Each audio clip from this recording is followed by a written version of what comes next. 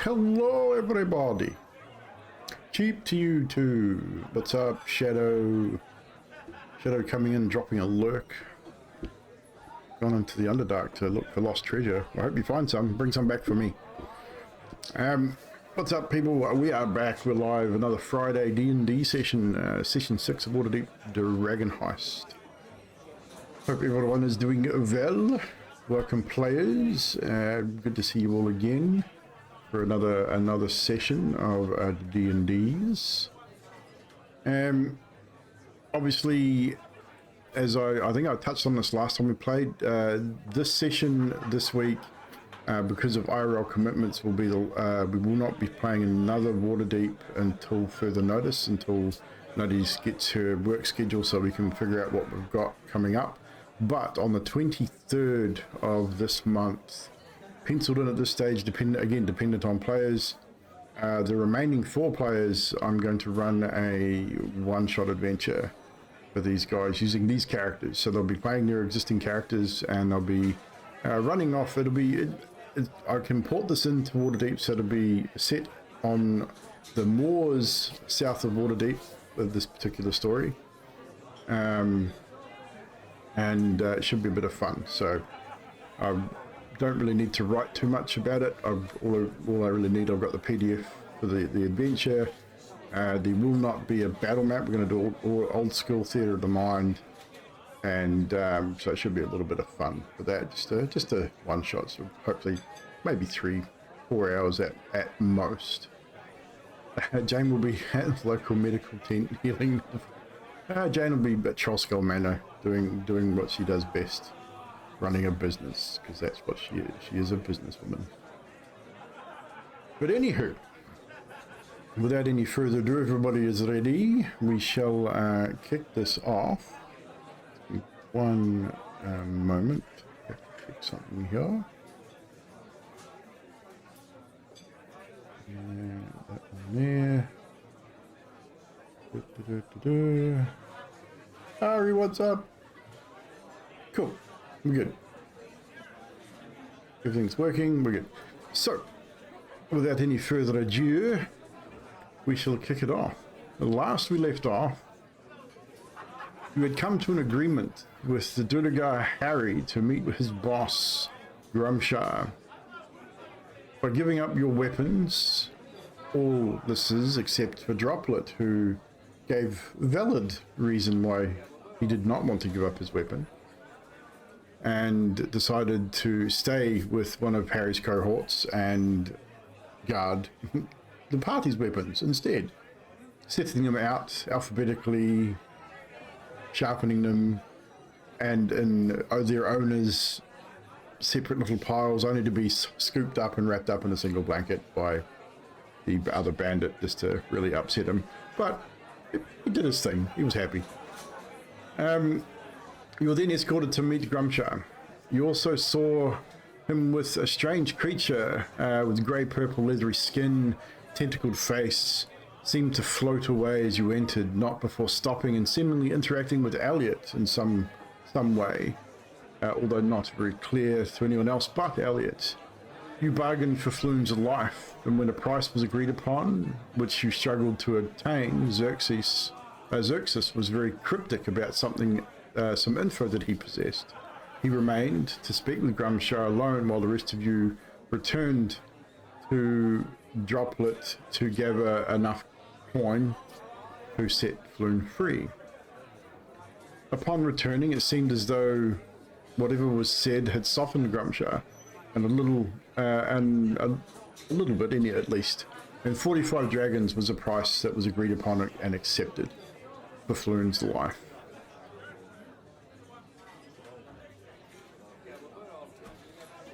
Seemed as though you had made an impression also, and a mention of potential employment with the Xanathar Guild was floated. Seemed, some of you sort of ummed and ahed about it, but at least it was put out there at the very least.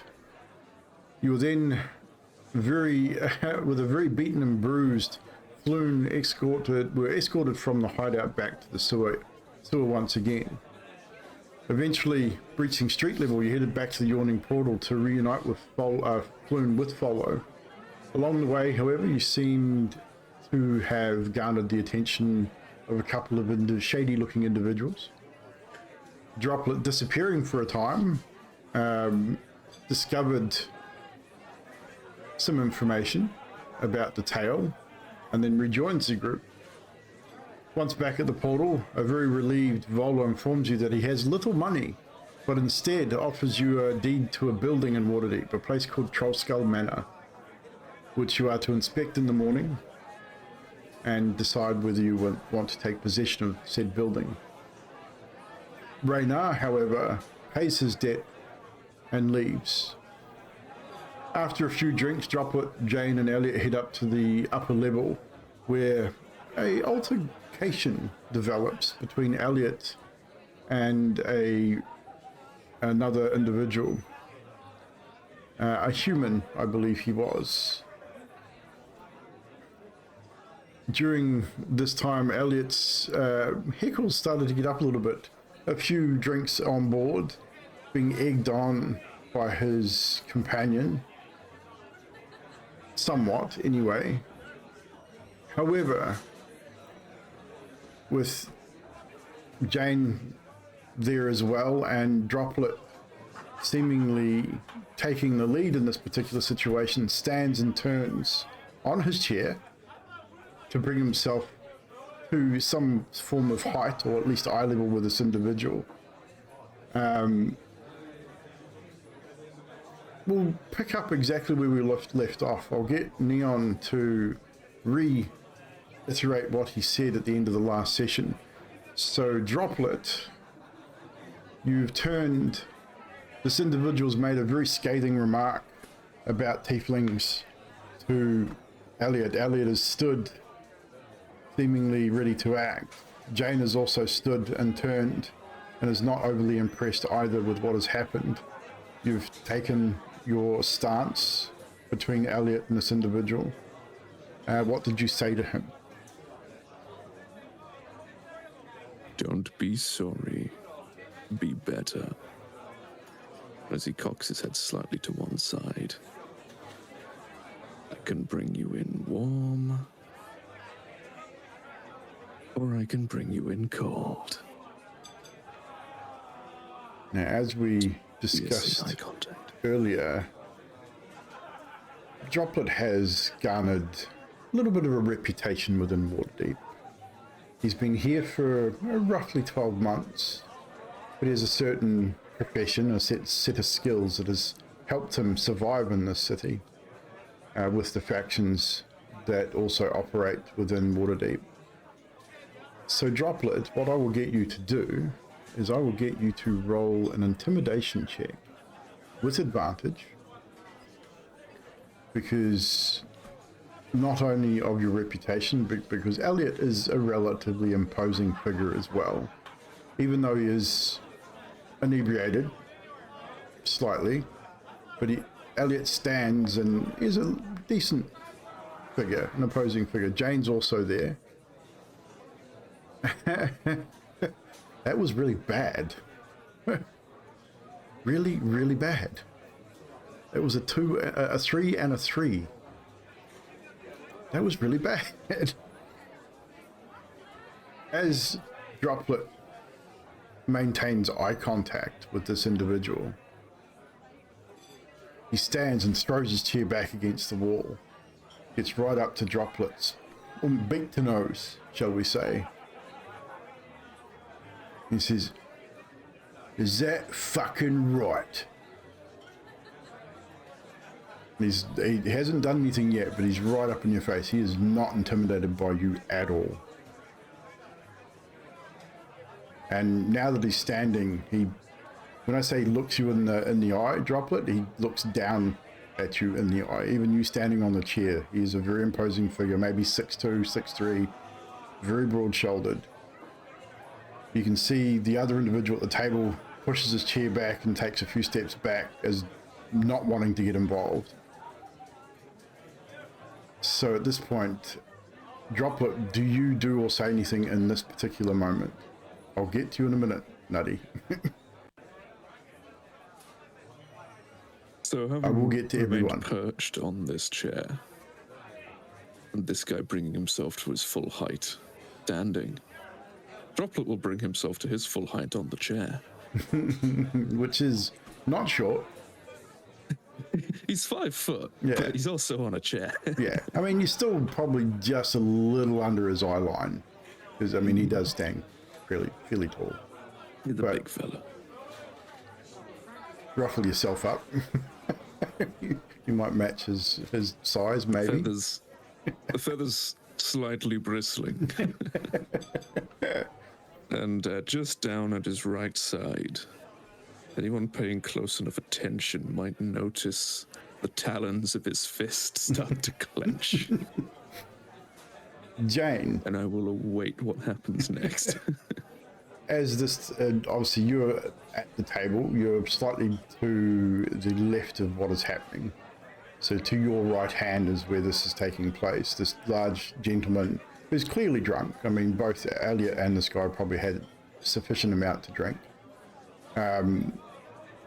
You've just stood as this individual has sort of made this remark. You did pass a comment yourself at the time. He didn't seem to pay you much attention.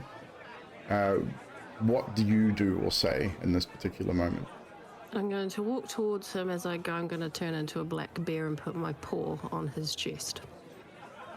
So you're going to wild shape into a black bear in the middle of the yawning portal without warning. Yep. Interesting.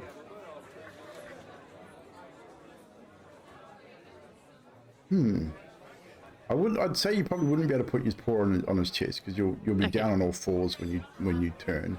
I mean, you can stand and roar or growl. Well, I'd stand and growl. I mean, you realize you cannot communicate in any way. You are a bear, obviously. But, okay. We'll resolve that in just a second. Your shape shifts.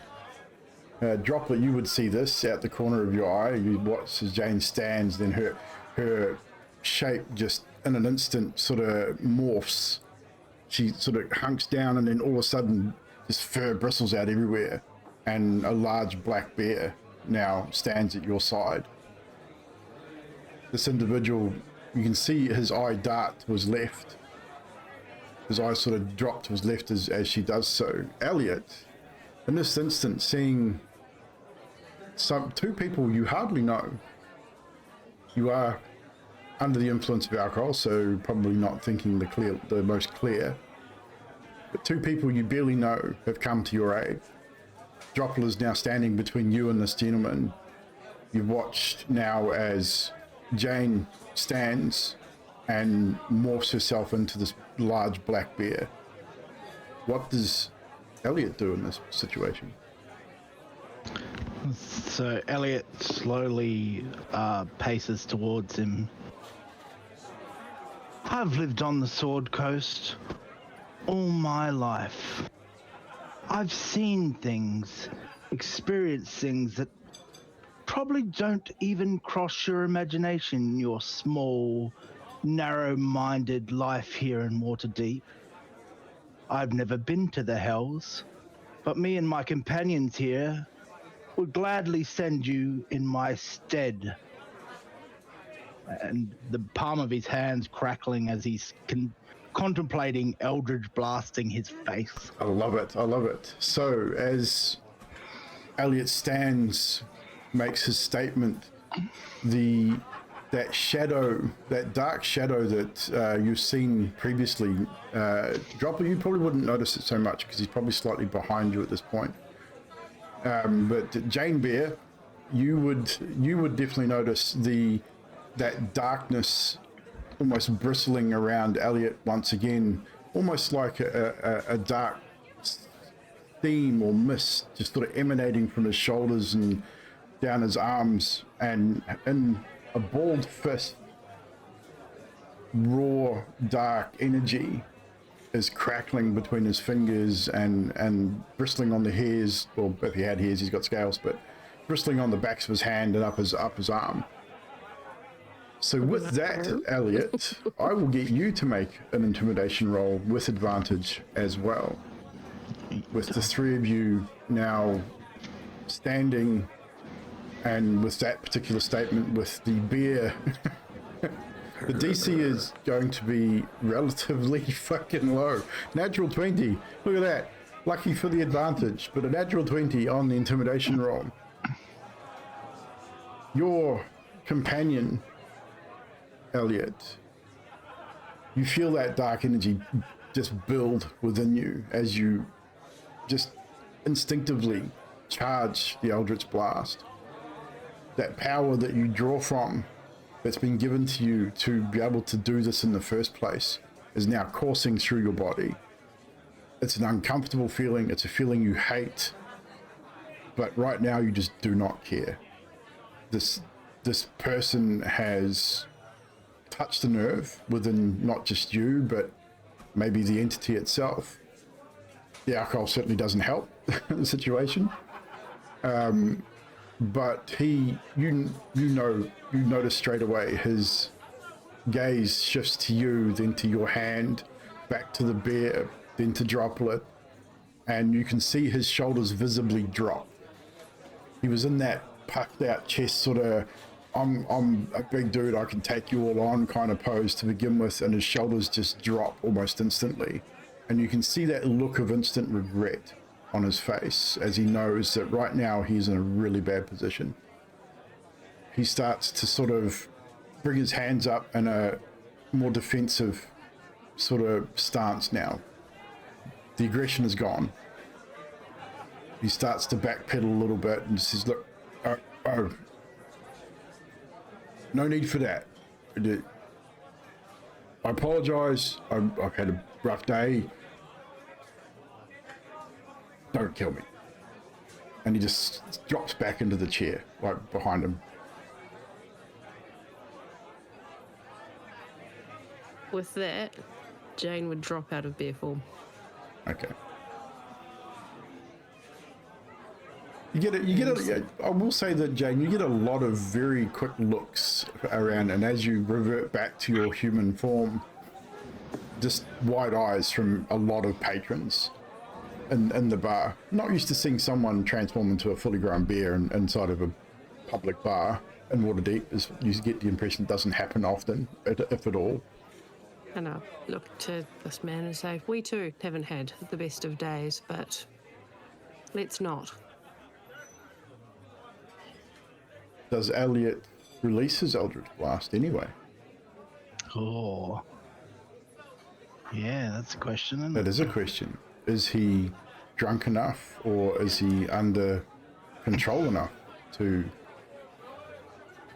keep control of himself? We definitely try and wrestle back control of himself, seeing that the man has surrendered. Okay, so how should we should probably make a roll for this then. If it helps at all for this situation, Droplet still wouldn't have noticed that Elliot is in this particular. I mean, you would have heard position. him say what he said, but he's slightly behind you, so you wouldn't see his physical state and what he looks like. No. But this gentleman has definitely sat down and backed down, 100%. So Droplet's reaction may help. Okay. Dictate. Okay, we'll get Droplet's reaction just make first. It more interesting, regardless. Okay, so what does Droplet do in this situation? He drops off his chair and he walks over to the offending party and places a talon on this man's shoulder. Leans in, drops his beak open, and he just hears, "Who we are is what we choose to do. Don't be sorry. Be better." Interesting. And I won't leave. I'll still be stood next to him. No worries. Carry on. You get almost an apologetic, like a really sort of sheepish apologetic look from this guy as those words leave Droplet's mouth. Elliot, you do hear this. Obviously, you're close enough in proximity to hear it. I would say that will definitely affect the outcome of this roll. I'm going to get you to make a wisdom save. the DC has been adjusted because of what Droplet has just said. 10. Pretty much exactly what you needed. So you struggle. Elliot, you definitely struggle. Within your mind, within your body, that dark energy is just absolutely bristling. The power that you feel right now is almost intoxicating itself on top of the alcohol, which makes it even harder to sort of pull that back. That dark voice, yes, sort of growing within you, but you are able to resist, albeit very, like, it's borderline. This is a hard thing for Elliot. I imagine Elliot, he sort of has the energy still bristling in his hand, and he sort of puts it up and he walks towards him, almost like thinking, if I just blast it down his throat, there's nothing he can do about it. And he sort of puts his hand like close up towards his face, and then with his other hand he sort of closes it, and he looks over to the dwarf. He's like, come get your human filth. And then he just sort of turns quickly and looks the other way. He's done with it, and if he looks back, he's afraid of what he'll do. Easy enough done. The dwarf quickly stands and literally, without even looking at you, Droplet, just grabs his friend by the shoulder, like clothing, handful of scruffed up clothing, and literally pulls him out of his seat. Come on, it's time to go. And just drags him away, like shoving him as they're going, making sure he doesn't do or say anything more stupid to potentially provoke another situation. So with that, this little altercation seems to have come to a head and has concluded. Elliot, you're still definitely fuming. That darkness subsides enough for you to regain control, but you feel that, like, within you, with just that disappointment, almost not so much disappointment in that respect, but like almost anger towards you. That whole, why didn't you do it? Such a fucking pussy. You know you have the power. Like, just that constant at you to do something, to release your full potential kind of thing. It knows you're holding back. It's pushing you to use your power, to do what you know you can do. And it's horrible. It's a horrible, horrible feeling. And I would almost say that it pushes Elliot to somewhat of a little bit of despair on occasion.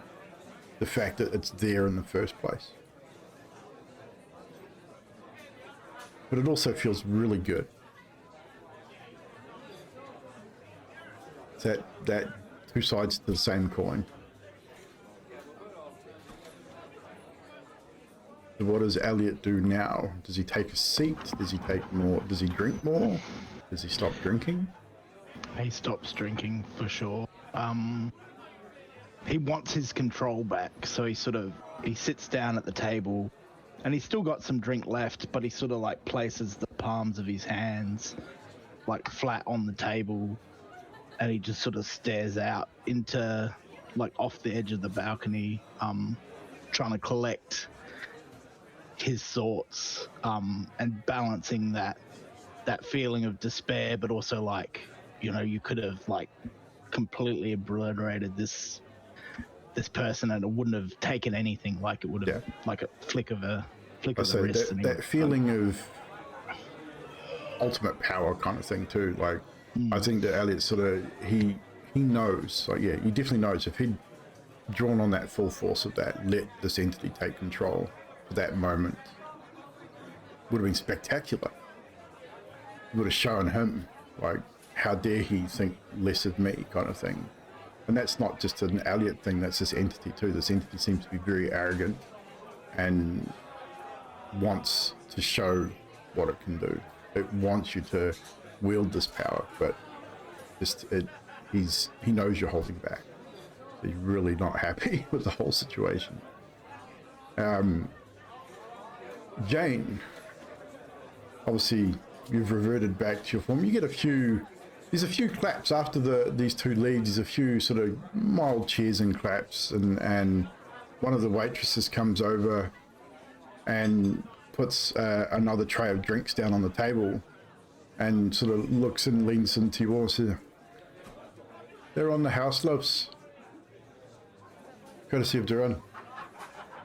That one's been causing trouble a few nights in a row now.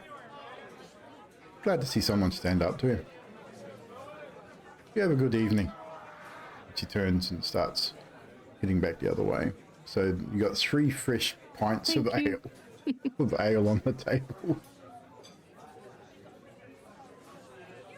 And what is Droplet doing at this point? Does he retake his seat? He perches back up on his chair, specifically not looking at the table and just right by the balcony looking over towards the door. See if those individuals come back. Yeah, you see them leave. They definitely, you see the dwarf dude literally shoving him every time the guy turns around to talk to him. He just points to the door and gives him another shove, and eventually they make it to the door. Not those individuals. The other two. Right.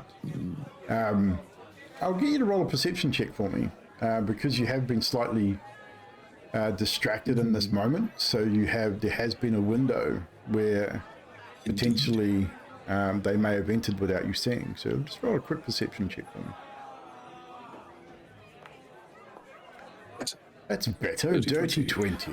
With a dirty 20, you do a quick scan of the lower floor, and knowing that you've had a short time of not being able to watch the door, you go back to the door, and then it's just a quick scan of the floor, the bar, and you got a pretty good view from where you are. And with that, you do indeed spy the same 2 individuals seated on the lower level, not on the upper level, on the lower level, probably opposite side of the room from where you are, so down across the balcony to your slight left, table next to the opposite stairway on the opposite corner of the room. So pretty much over in this sort of area. Is it going to let me ping? There we go. So on that sort of far side of the room, but their hoods are down this time, but you did see their faces, so you do recognize them.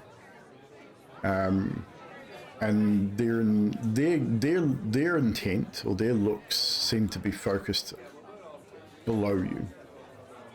They're looking back towards you, but not looking up at you. They're looking, seems to be a table below you. You know who's below. You know where the table is below you and who's there. They're not making any kind of aggressive move. They're just watching.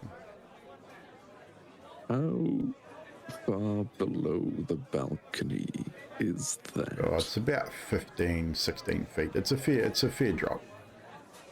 Is that a particularly dangerous drop? So what's that in meters? Probably 4 or 5 meters. I mean, it's probably doable, but there will be a roll involved. Definitely. If you were to make that kind of drop, there would definitely be a roll involved. Is there a spare seat at their table? No, it appears they're seated at a single small table. Okay. And would you say, where that is positioned, that if I were to make my way around the balcony, I would be able to drop off it and land next to or behind them? I would say probably not. If you're looking at if you're looking at the map that we're looking at the moment, imagine the balcony I can't see would. where the balcony sort of goes. Yeah, imagine the balcony would come to almost to the edge of their table. So Okay. if So you I could would drop in front of them. you could drop into this area easily enough. So yeah, you would be able to drop down between them and the door, between them and the portal, easily enough. but you wouldn't be able to get behind them, per se. And the crowd is starting to thin out now too, because it is starting to get late. The evening is drawing in. So the crowd is starting to thin somewhat. So, I mean, again, roll an insight check for me as well. I want to see if you can determine sort of what their intention may be from their body language. Because 15 is not too bad. Droplet's pretty good at reading people. So with that, you watch them for 30 seconds to a minute or so. They don't seem to be doing much of anything. Like I said, just watching. They're not sitting in any kind of aggressive manner. They're quite relaxed. One of them's in fact sort of half leaning back in his seat, pushing his seat backward, balancing on the back legs, nursing a large mug of ale as well. A little bit of laughter between them as they converse, so they are talking. It's not like they're just sitting there watching intently. They are just sort of casually watching, shall we say. So there doesn't appear to be any malicious intent at this point in their body language at all. It's all fairly relaxed.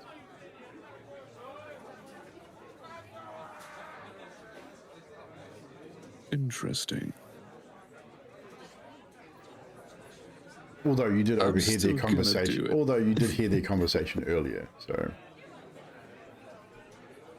Droplet, upon noticing that they are in fact back, and saying that again, yeah, they're still fairly casually observing. They don't seem to want to act, but they're definitely doing some sort of spying.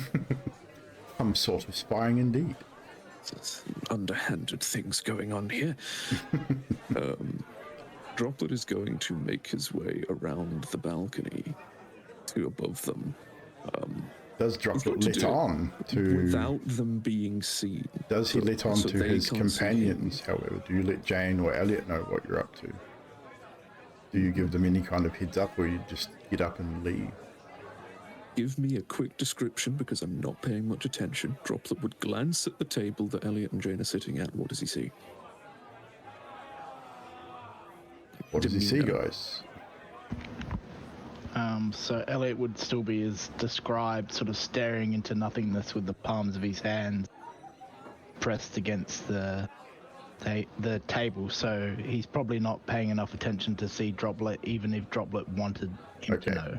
Makes sense. And Jane? Oh, Jane is looking absolutely worn out because at this point of the evening she's about ready to have a sleep. Yeah, because you rolled, was that the second wild shape for the day? That was my second wild shape of the so day. Jane would be feeling pretty well spent as well, being the second wild shape of the day. So she's not actually taking any notice of anything. Okay. Kind of got half an eye on Elliot just to see that he's calmed down. So that pretty much Droplet's free to act without letting anyone know, I would imagine. Even if he tried to, I don't think they would notice too much. Reading those people, he would just be like, no, not worth getting them involved. At this point anyway.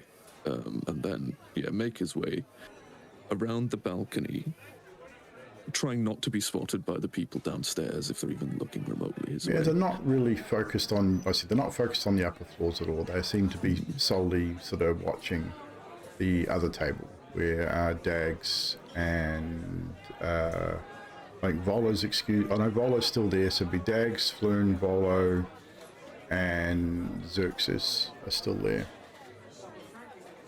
Yeah. I probably wouldn't need to make any sort of particularly stealthy approach. No. That's it. The bar is starting to thin out. I mean, it is getting to that end of the evening where everyone's probably going to get turfed out soon anyway. You know it's getting probably close to that closing time. Droplet is also aware that potentially any kind of altercation here could bring the city guard as well. So just bear that in mind. That's something Droplet would be well aware of. Very well aware of. Droplet's got a bit of a flair for the theatrics these days. So easily enough you can make your way around the top floor and get to a position above their table without them noticing very easily. All Droplet wants to do here Would have been more fun if there was a chair, but no. He wants to just effectively get himself positioned between them and the door, more than them and Dags. Yep. And just hop the balcony to Okay. just land in front of them, between the door, and just look at them. Okay, so this is not a dexterity save. This is just a, this would be a acrobatics. Acrobatics, let's go. Because you're popping yourself over the balcony. That is not good. It's not bad, but it's not good either. I would say with a 12, you might take a little bit of damage. Not that Droplet will probably let on. I'd say you take 1 point of bludgeoning damage as you pop the balcony and land a little awkwardly. So you can do that on your sheet. If you don't know how, let me know and I'll do it. Adjusted.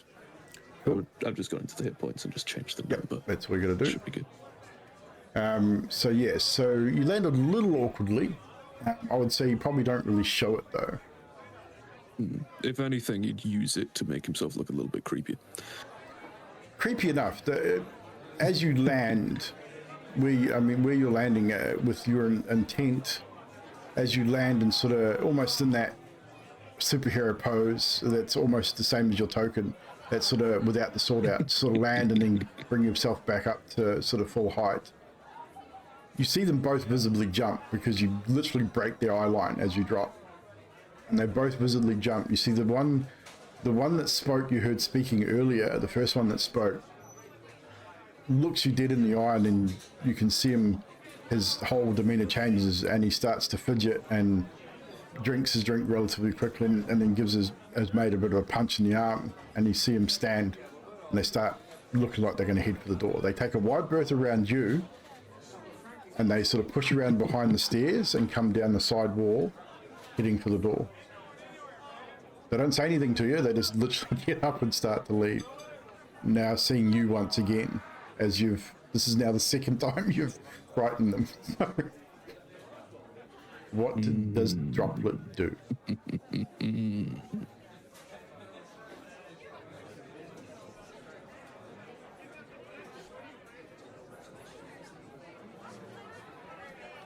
He's just going to call after them as they leave. I'm not even moving from his spot, just follow them with his head. And you're just going to hear say? A more projected version of anything worth doing is worth doing poorly.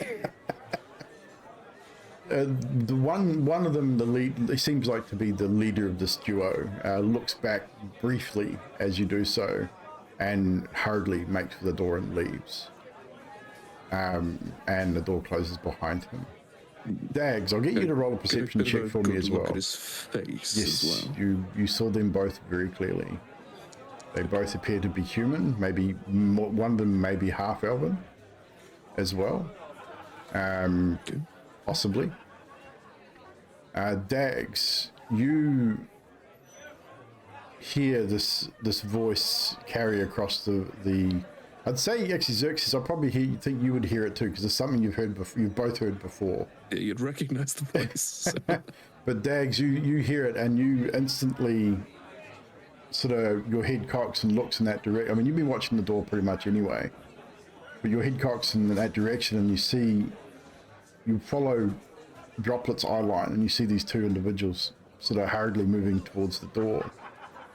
One of them, the face, even just the side profile, you swear you know that person. You swear you've met them before. They're definitely familiar to you as they leave and as a sort of door closes behind them. Definitely strikes a chord with you that they're someone you may know or at least know of at the very least. Xerxes, you would have heard this voice and sort of looked over that general direction, and knowing that Droplet was upstairs a moment ago, now he's over at the far end of the bar on the floor, staring at the door, saying whatever he's saying. You're not sure exactly what's going on. Neither of you would probably understand the situation, but a little odd nonetheless.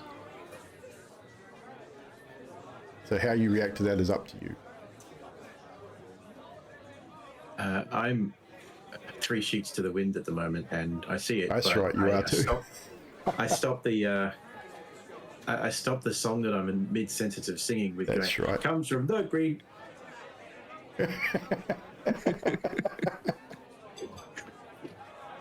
So with that, the rest of the evening, however, goes without incident. I would say eventually, as the place starts to filter out and become thinner and thinner with patrons, you would eventually probably rejoin each other at the downstairs. You do have a room here still for the evening, a couple of rooms, I believe. And Volo bids you good evening, and him and Floon leave, both skin full of booze. Again, they've been singing along with Xerxes, so they're pretty happy. Volo doesn't seem to want to take his eyes off Floon at this point. You can see he's keeping a pretty close eye on it. He's got the sort of linked arms, and he's escorting him out with intention of escorting him home. Durnan, the owner, calls the last call and pretty much says, "That's it, everybody out. Closing time. Finish your drinks." And with that, we bring our evening to a close. Singing, you can search far and wide, you can drink the whole town dry. But you'll never find a beer so brown, but you'll never find a beer so brown. Oh, it's the one you drink in your own hometown. I know that song. Why do I know that song? I know that song. You can drink your fancy ales. You can drink them by the flagon. The only brew for I the knew I knew brave that and song. true comes from the Green Dragon. I knew that song. Anyhow, so you are then up. It's up to you. I mean, you head back to your rooms for the evening, and you can sleep. Unless there's anything you wish to do before sleeping. Anything in particular that anyone wishes to do before turning in for the evening? Any evening rituals, perhaps? Anyone collaring Droplet for any reason? Yes, or yeah, is anyone going to speak to Droplet at all? Maybe. Just because. No. No? In that case, you can... Xerxes? I was just going to say the ritual that I have is he just lays himself down on the bed and he sleeps in a position with his arms crossed across his chest, his legs straight in a line, and just looking straight up. Okay, so coffin-like. Yep.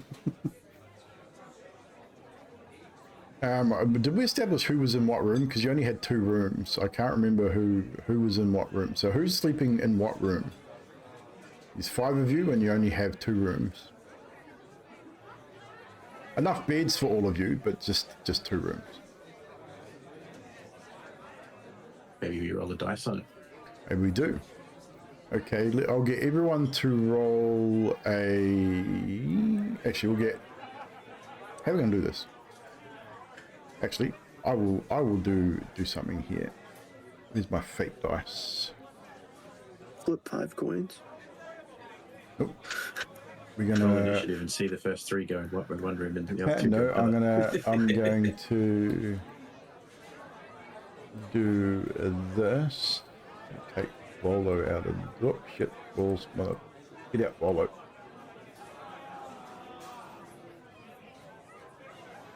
So who's missing there?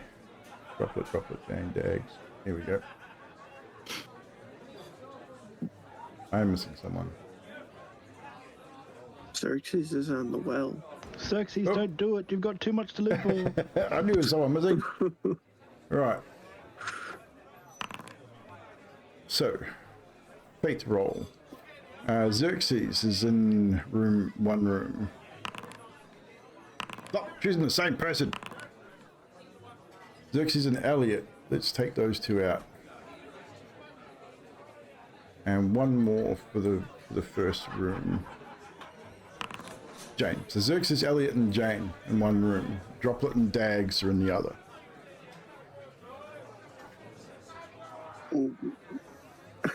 Too easy. So you all head upstairs to your rooms. What's up, Cause? And you turn in for the evening. Jane, you'll find that in the room, even the guys that are in Dags and Droplet, there's like a changing area which has like one of those room dividers, those little foldy wall things. I don't know what Jane wouldn't care. I kind of figured she wouldn't, but you do have to doff your armor if you're wearing any to sleep. So just make a note that if anything happens during the evening and you would be without your armor, so just make note of your armor class without your armor for that purpose. Not that anything's going to happen in the inn. And you turn in. I would say all of you sleep relatively well. I'd say Elliot, you're probably plagued with dreams and nightmares, and even though you gain the effects of a long rest, your sleep is probably never that great anyway, since your companion has come on board. And some of the dreams that you have of past events, others just weird, dark things that just don't make sense a lot of the time. Dags, you're probably takes a little while to get to sleep, just trying to place the face of the individual you just saw leave the inn, trying to remember. Now, where do I know that face from? Why do I know that face? Is it someone I've met somewhere else? Is it someone I've seen today? I'm not sure. You can't really place it. Jane, I'd say you just, because of the double wild shape and what's gone on, you're out like a light. You sleep like a baby. Droplet, I would say you probably sleep pretty well most nights. Perch yourself somewhere. I mean, how does Droplet sleep? Does he sleep in a bed? Does he perch on a windowsill? What the fuck does Droplet do? What's his routine? He starts off in the bed, trying to sleep like normal people. But he has long since found that doesn't work quite so well for him, so he does go find something to perch on, whether that's the edge of a bed, whether it's the edge of Dag's bed. I would say probably edge of Dag's bed, because that would be hilarious in the morning. And like the foot, the foot of the bed. Yeah, so he's perched looking at you. Asleep. And just to make it worse, Droplet doesn't snore, but he does sleep talk. So if you are awake there, as you are for a little while, you're not helped by the fact that you just keep hearing various sounds from throughout the day. Like you'll hear random Jane sneezing, street noises, cats screeching. Occasionally you hear that dwarf or whoever it was in the Xantharum place, or the Xanthar place, don't remember which one, going, Grumshaw. Just random bits and bats like that just keep slipping out. I love it. I don't think Dags would be overly worried by it somehow. I get the impression that Dags could just about sleep anywhere. And yeah, I would say Dags, you reckon Dags would find that actually kind of interesting or even soothing? Probably help him sleep. It's the perfect white noise. Yeah, probably. And obviously Xerxes, you position yourself. Elliot and Jane, I don't know whether you'd take any notice. Jane probably not so much, because you're just exhausted from the day. Elliot, you're definitely restless to begin with. You're fairly well boozed up, but I'd say still very restless about what's happened. Do you take any notice of how Xerxes, obviously he removes his armor. Does the mask stay on, is the thing? I was going to say the mask comes off. Okay, so even though you guys have seen it before, does he do it with them before they go lie down, or? I don't know if he's in the state of mind to plan it. He's pretty drunk too. Okay, so I need, what did we say it was? A con save, wasn't it? I'll pop it up in the chat. Yeah, just pop that up in the chat so we can flying on. Oh, you did it privately. Yeah. There we go. There What was a con save? No, wisdom save, sorry. So you need a wisdom save from both Jane and Elliot. So Jane, you failed this time. I mean, you're not going to be frightened of him, but I mean, and you're literally going to bed. But the now that you can see it, maybe in previously you didn't really get a decent look at it. Maybe it was too dark. But in the light of this lit room, as you guys are preparing yourselves for sleep,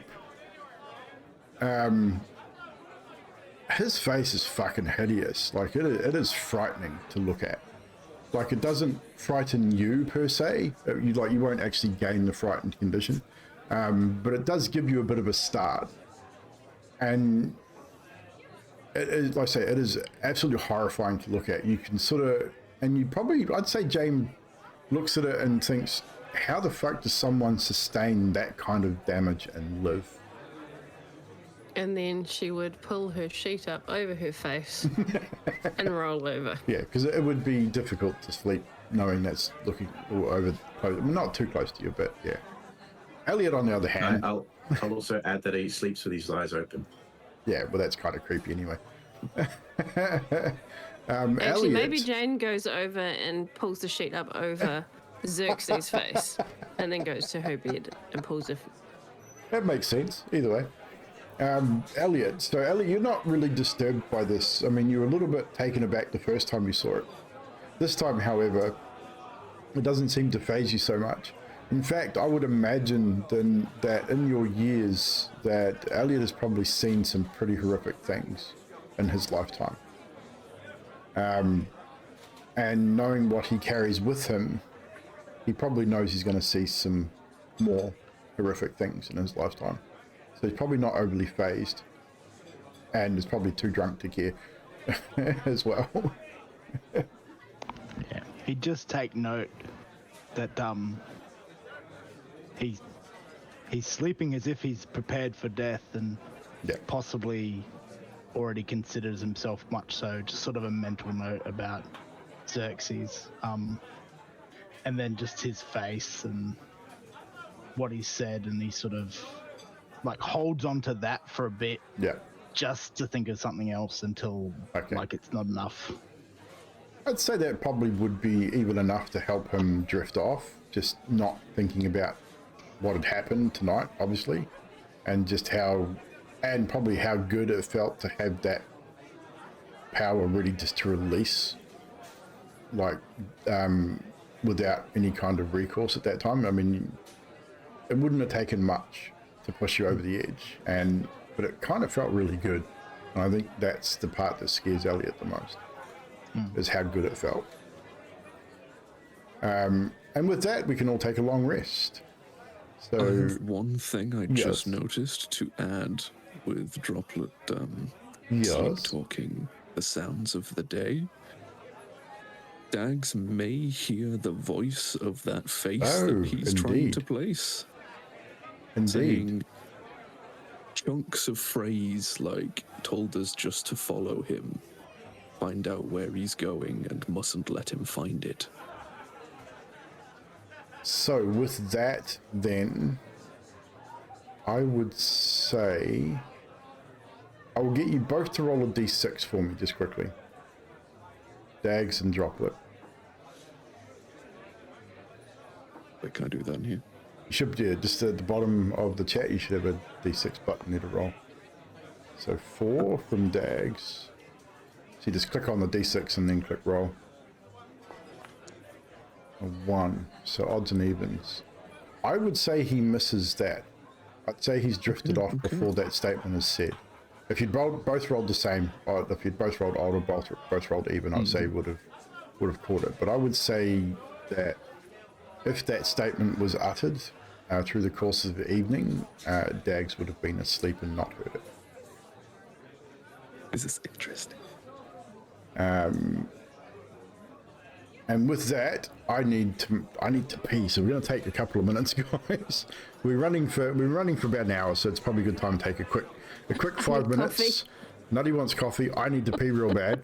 Chat, thank you for hanging out with us. To the new followers too. So we got Prof Pip Lup. Oh my god, I'll just call you Prof. Prof Cause and Brewing and Wizzy, you guys are awesome. Thank you for the follows. We'll be right back. Don't go anywhere for the second half of the story. Call you Pip. Done.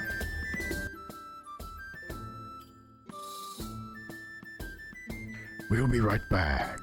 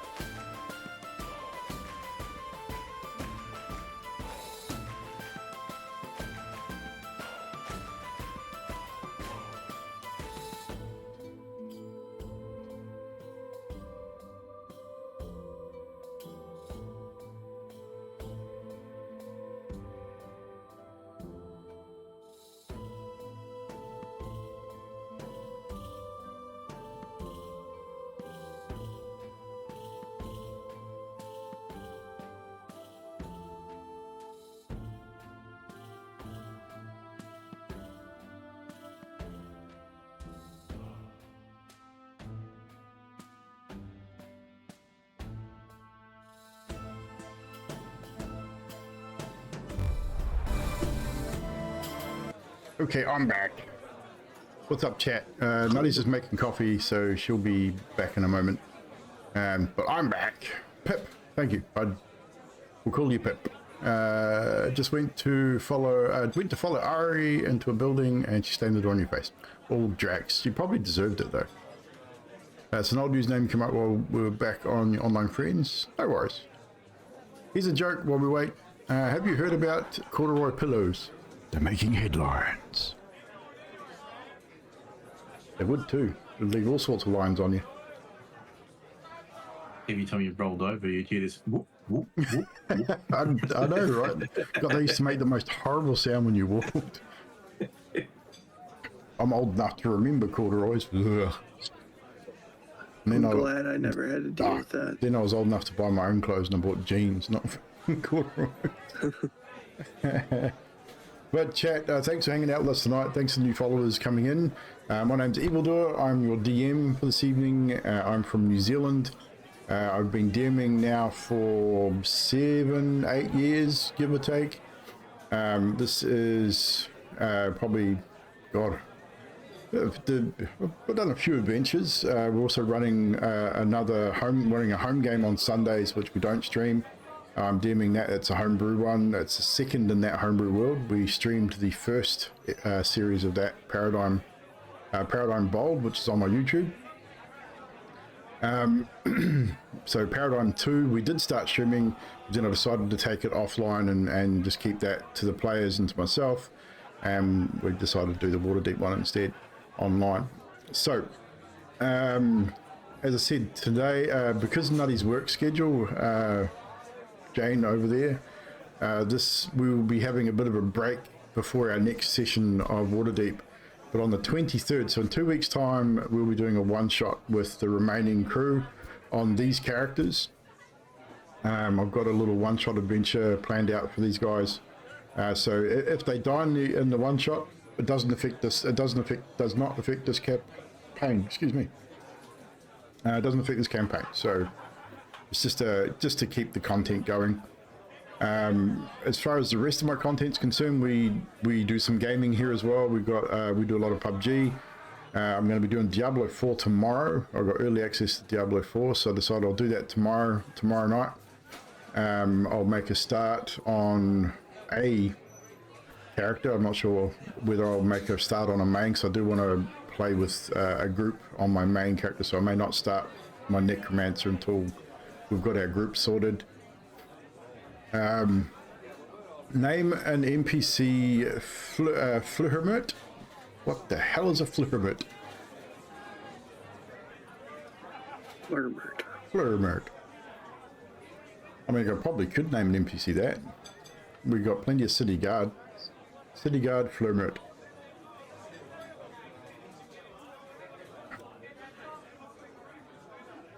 I don't know what a Flurmert would sound like.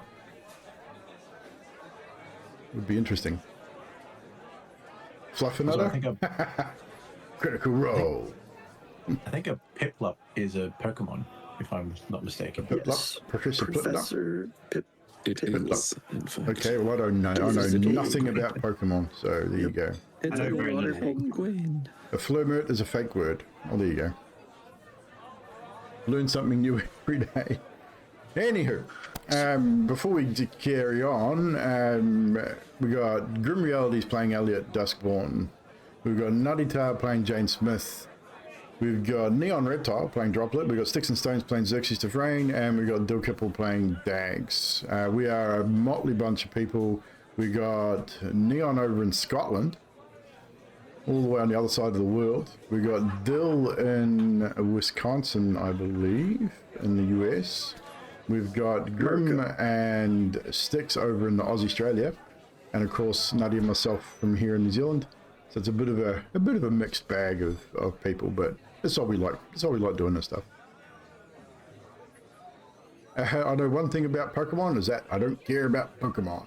Falls, I'm right with you. I do not really care about Pokemon either. But anywho, each to their own. So let's get back into the story.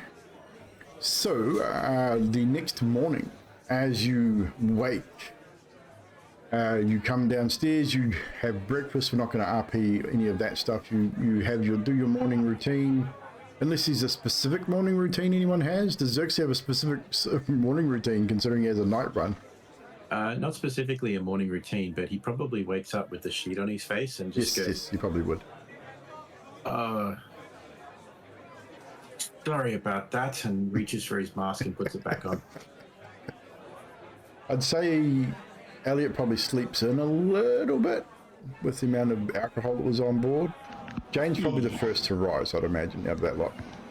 Jane would kind of just look over at Xerxes and go, "It's all right. It's okay. Hope you sleep well." And Dags, you would wake to see Droplet perched on the foot of your bed facing you. I'd say you guys would probably wake about, knowing both the characters and the backstories, you guys would probably wake about the same time. Pretty much probably on the crack of dawn. The moment the sun breaches and hits the window and beams of light start to fall through the room, I'd say you both sort of wake around the same time. So groggy, waking up, Droplet, you know where you are, you don't really feel uncomfortable, but Dags, you wake to find Droplet perched on the end of your bed.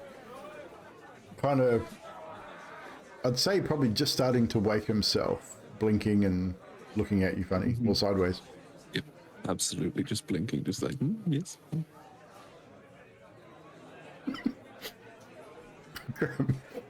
I just read that. I don't think it would bother him too much. The whole half side of his face is all fucked up, so he'd probably breathe out the side of his mouth. I think Dags would kind of be more just like, because he wouldn't have been there But- by the time you went to sleep. It just that would have been Right. like, you would have heard him making the noises and stuff, but to wait to find him literally perched on the end of your bed might be a little weird. I don't know. I don't just know how like Dags is. more peculiar. Yeah. Like, kind of look at you like, why the fuck are you on my bed? But cool. Yeah. If you were seeing the sheet on my face while I was breathing, you would have seen it moving in multiple areas because he's also lost the end of his nose.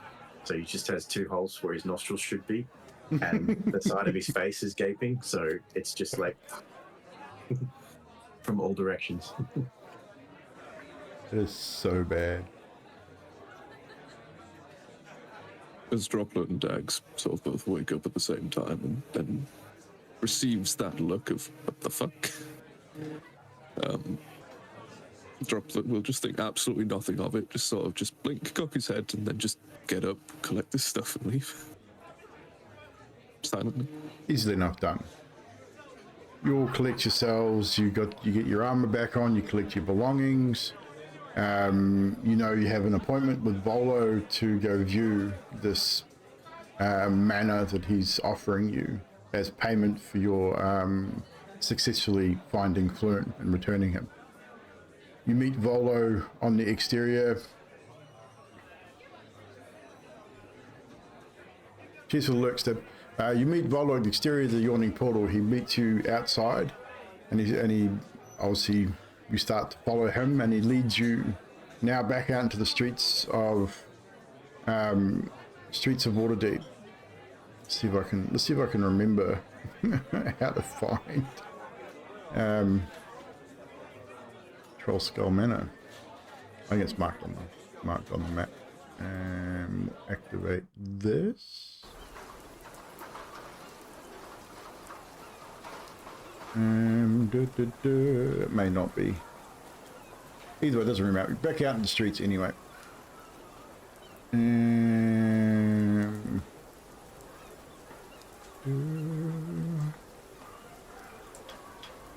See if I can remember where it is. Well, Trollskull Alley is what we're looking for anyway. No, it's in the dog Troll Crook Alley. Trollskull Alley is what we're looking for.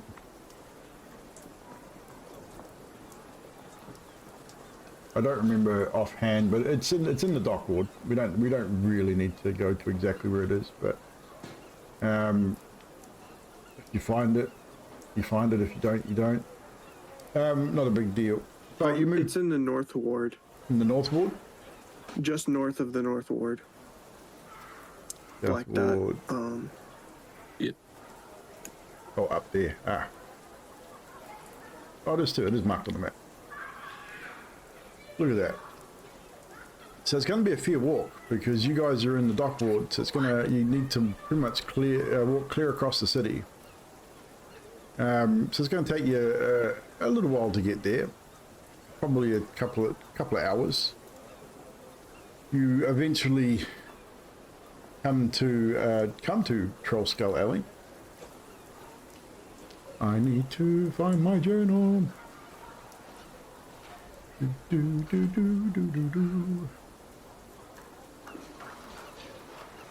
Righty-ho then.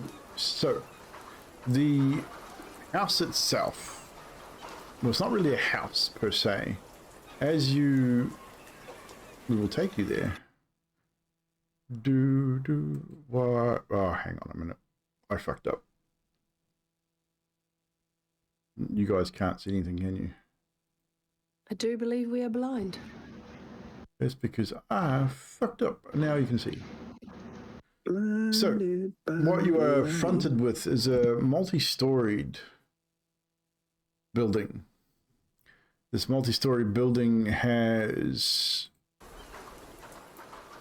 it looks pretty run down from the outside. But, however,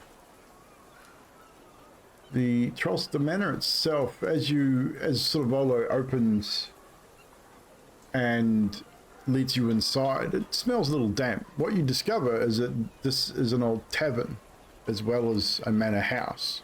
The upper floors, Volo says, the upper floors here are where you would stay, you'd sleep.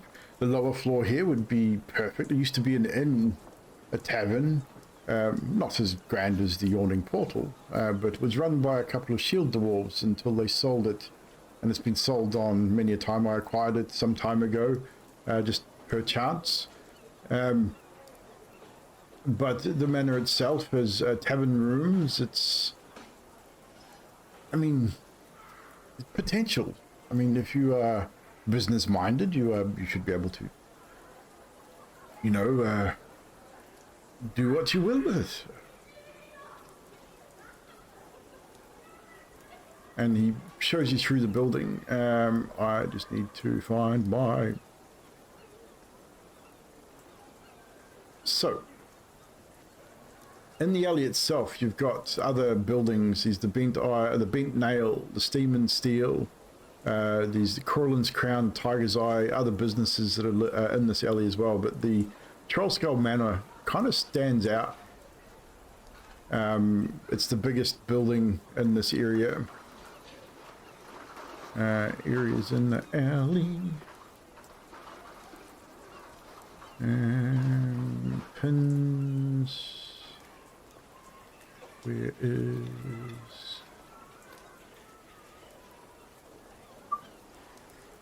Ah, there we go. Sorry, it took me a little while to find. These journals are all a little bit weird.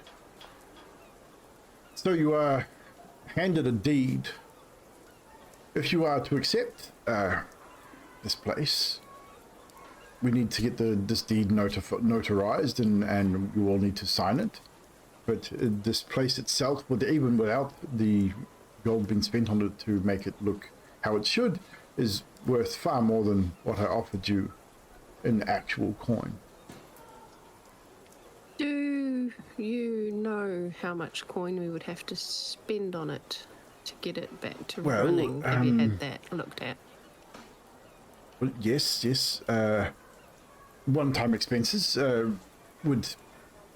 to renovate the tavern and the upper floors, and I mean the upper floors are livable, but they'd still need some work.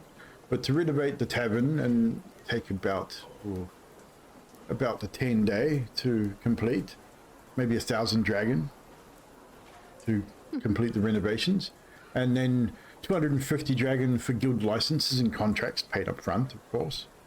But that's a one-off cost.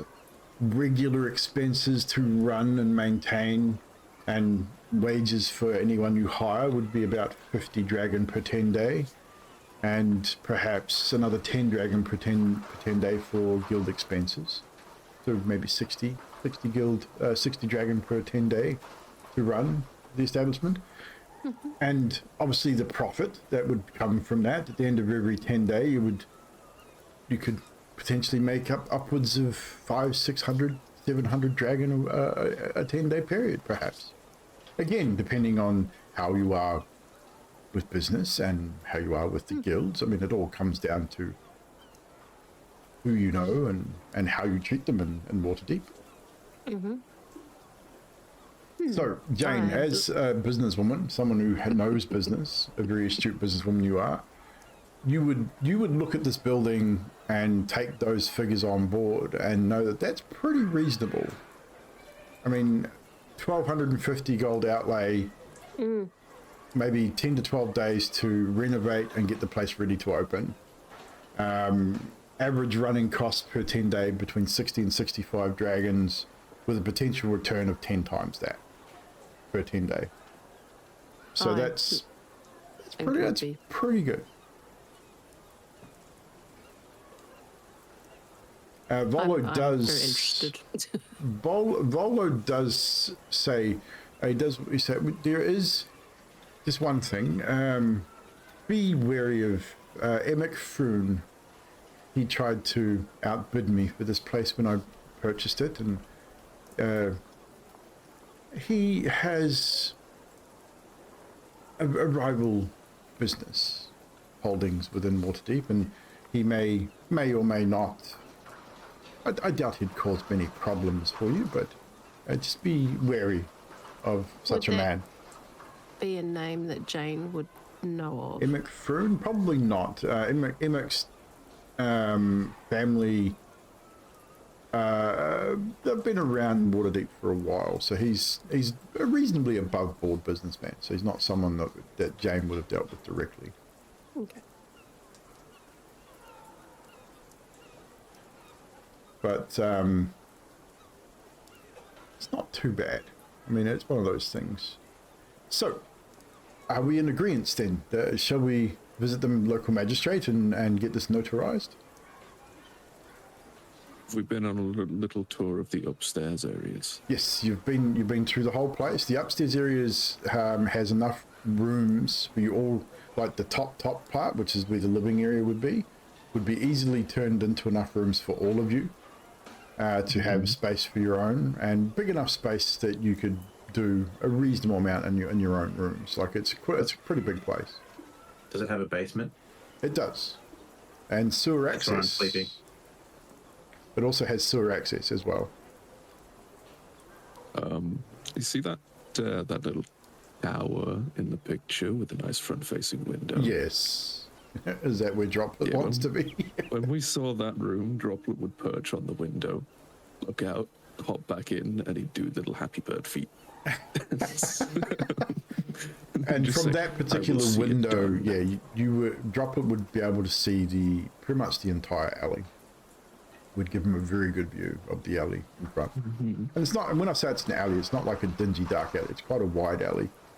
There are other businesses in the alley as well. There are people that frequent this alley, and you can see as you are sort of looking through the place, and as you walk past windows and look down through, some of them are broken and dusty, but they again repair. It seems like a relatively not bad area. It's not in the dock ward. It's like I say, the north ward is a lot more upmarket than the dock ward. A little bit more money gets thrown around out here. We'll set up like messenger birds up there, so we just look like ravens, hawks, and pigeons just flying in and out with messages off the side. So once again, Volo sort of waits and sort of gives you a chance. He said, I'll wait out the front and let you explore yourselves, and you let me know. So he wanders back out the front and leaves you five to sort of explore the building yourselves and discuss what you want to do. I look around and I think it would be a very good investment.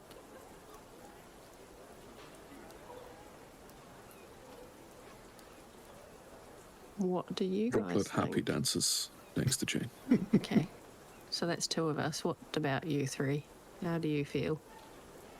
As long as nobody else claims the basement to sleep in, then I'm happy with it.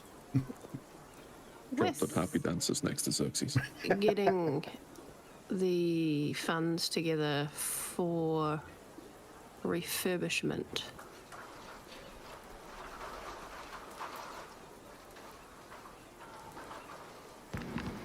How are we all placed? Well, Jane knows how she's placed. I know how I'm placed, but how about how you placed? I don't believe any of us have got that kind of funds, and I mean, it seems most of us are in agreement, but for Volo to act like this is some sort of boon that we're getting more than we're owed is a little bit farcical, I think. This is the sort of place you'd pay someone to stay in on a dare. Haunted, perhaps. I mean, I'm okay with it, but you put makeup on a pig, it's still a pig.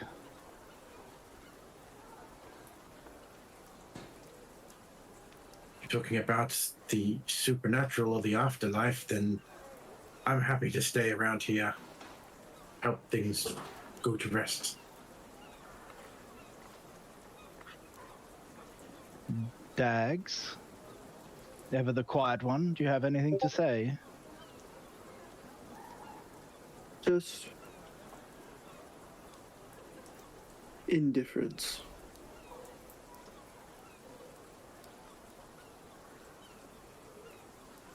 I've never really Can't answer your DMs on Kind of Discord, Nutty. place. Oh, damn it. You got a question, just ask it.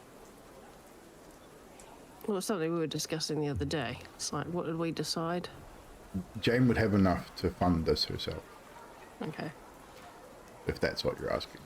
Yep. Did you say Good that out loud, question. Dags, or? Yeah. Yeah. Like, I'd be saying that out loud to, like, you asking me what I think. Is it because you didn't get the basement? I'm sure you could fight Xerxes for it. And he just sort of chuckles and, like, wonders whether you've taken him seriously.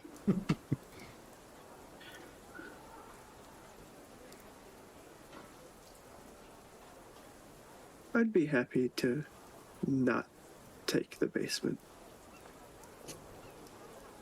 And I just kind of wink at Xerxes. I just gently fondle the flail balls beside me and just be like, don't know what you're missing out on. Can't keep his hands off his paws.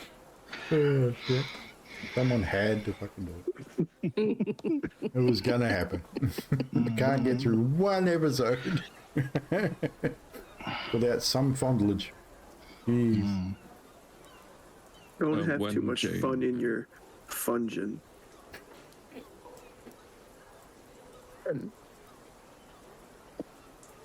When Jane is asking about our positions for money, Droplet just pulls out his 6 dragons and 2 silver and just happy dances over to Jane. He's like, this enough. Have this. Jane just smiles and goes, it's okay. So So should we- obviously, Jane, you know that you have enough coin. You are able to get enough coin. You don't have it with you, but you have access to enough dragons to pay the initial cost of renovating and getting the place up and running.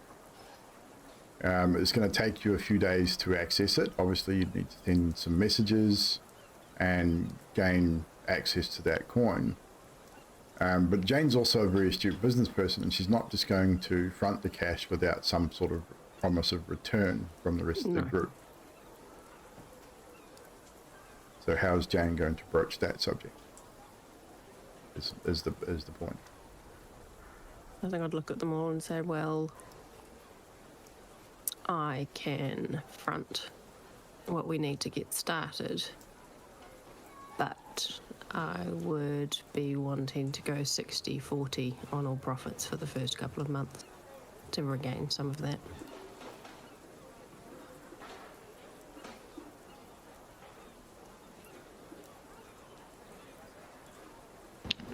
Which way are we talking? 60 for me, 10 each for you. That's a massive fucking split. She's putting in a lot of cash. Droplet looks around at the group for a few moments, seeing if anyone responds to that, before then hopping over with 6 dragons and 2 silver outstretched in his hands. It's like, you have this. Not for the entire time, just until I recouped. Maybe. How many of us are there? 5 of you, so it'd be It's 5 of 25. us, so- Be 25. God, she can't be count. 20% I don't know share. if she wants to run the business. 20% share. I'm sorry. Yeah, you'd all have a Until I 20% share recouped. into in the business. Yeah, until I, for one, am not interested in running a tavern, so you can take mine. All I ask is for a room and no rent. They wouldn't be paying rent anyway. Then food and plenty of wine. Fair Seems enough. legit. Sounds legit. Sorry, That'd be I have to do some 25. That'd be a 4-way calculation. split then. 25%. 25% each. Hang on. So I would want to recoup. My brain function at this time of night. Well, you're going to be putting basically 1,300 gold into it Yeah. to kick So it off. I'd need to recoup that other. So you'd want to recoup that back, I'd want to recoup that back. plus a percentage because you're a business person. So you'd want to recoup that back plus interest. So I would hazard a guess and say that she'd want to recoup that back plus 10% at the very least, maybe 15. So maybe 1,500 total. Yeah, and once I've got that, then we'll just split evenly.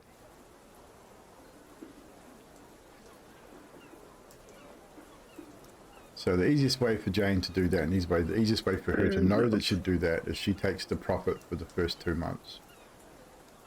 And then... Which is what I just said. Yeah, but you don't have to go 60-40 or any of that bullshit. You'll keep your own percentages. But they would each pay you a portion of that. And that you just take all the profit for the first 2 months. And then they get theirs. How does that sound? Because 2 months would probably... Well, actually, probably even for the first month. Depends. It really depends on how much it's going to earn per 10 day. And that's on a D100 roll.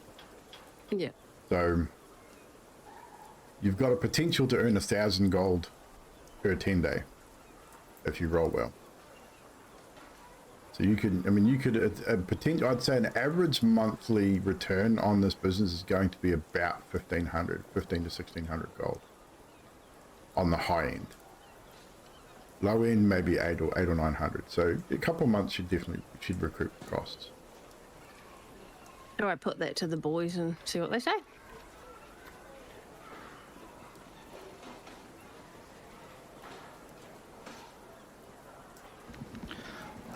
Sounds miserable to me, but I'm used to those that are born into money wanting to keep it that way, and I can appreciate that maybe you do know what you're doing, and mostly I just don't care, so it's good with me.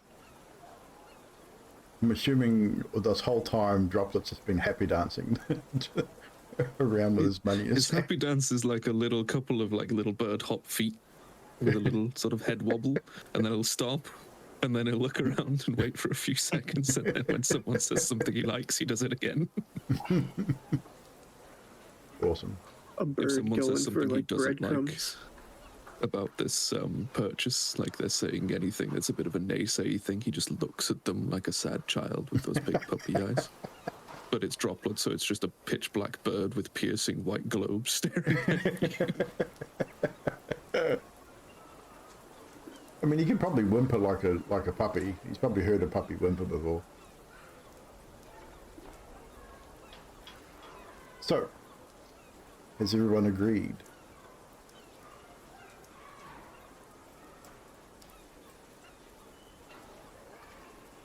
I agree with the room and the food and wine.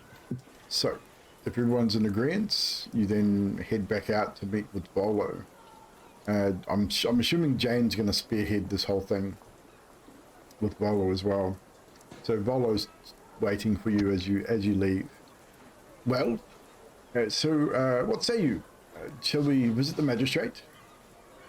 Sure. Wonderful, wonderful, wonderful. And he then leads you back through the streets, not too far, maybe 15 or 20 minutes from where you are, and takes you into see Highline Silmerhell, the local magistrate. And she witnesses the transaction between you, Volo, and yourself. They're handing over the deed. Volo says that he's handing it over to you. You're all asked to sign the document, as is Volo, or a separate page of this particular document. And added to the document is the deed of ownership notoriety that the magistrate then gives you, which I sent you guys in the Discord. But for everyone else, we will just pop over here and we will show you, read it out. The deed of ownership. Let it be recognized that the bearer of this indemniment is the rightful owner of Trollskull Manor, located in the city of Waterdeep, and thusly entitled to use it as residence or business within Code Legal. The owner is responsible for the taxes and guild fees required for property upkeep. Legal transfer of this document must be witnessed by a magister of legal authority recognized by the Open Lord of Waterdeep. Notarized by Kylene Silmerhell, signed the Waterdeep Magister. So that is signed and handed over to you. While we're there, I would talk to a Silmerhelm and see if we could get something written up for that first Easily month enough. agreement. Yeah, easily enough done. Paperwork is, again, can be notified. You can write it up. She would notarize it. If everyone with that is involved signs it, it becomes a legal document that Jane Smith, aka whatever she is, putting on the... Again, okay, before we go any further, Elliot Dustbourne is your name, so that is what the name that Elliot signs on the documentation, I would imagine. Jane, however, Jane Smith is not your real name. Does she sign her real name or does she sign her alias? It is a legal document. She It would have to is. sign her real name. She would. There's no ifs, buts, or maybes about that one. But she would be smart enough to know that, yes, to make this a purely legal endeavor, a legal document, she would have to sign her real name. So you don't have to say what your real name is. You just sign your real name instead of Jane Smith. Droplet. What does Droplet mark on the piece of paper? Does he even know how to spell his name? Does he even read everyone else? Can he read and write common is the thing. He sees everyone doing this, and understanding what people mean when they say signing the document. What Droplet does is he hops over to the desk with the inkwell document, gently dips his beak in the inkwell, and then just leans over the page and waits for a single drop to fall onto it. Lovely. I love it. Beautiful. So he signs with a droplet of ink. Indeed. Xerxes, you would also understand the legalities of things. Does Xerxes sign his real name or not? Do I need to sign this document or a document with a contract written up that I would have food and Probably the contract with your friends. Not so much this document, because you've chosen not to be on the deed as not an owner of this building, but the document giving you legal right to live in this establishment rent-free, food, drink, and all that sort of... James definitely would have added that to the addendum for your residence. I will just sign it X. Okay. Fair enough. And Dags, what does Dags sign? Does he sign his real name or not? Would sign D, A, G, and S, all capital, punctuate with a punctuation between. Okay. So D.A.G.S. Yes. Done. So, with that, Jane, you are then handed the documents that you've requested, and you are all given a copy of those that have taken possession of Trollskull Manor. You're all given a copy of your own of the deed, as you are all part owners. And on your copies of the document is your name and your percentage of ownership of this property. Therefore, you now own Trollskull Manor and Trollskull Alley. In its current condition, it is run down. It is not a business yet. It will take about 10 to 12 days once the money has been fronted to renovate and get the place up and running. It is livable. It has amenities, so it does have a ablutions and said things. There's running water, which is not unusual for the bigger cities to have actual running piped water. And the building is yours to call home. And the rest of the day is yours as well to do with what you wish.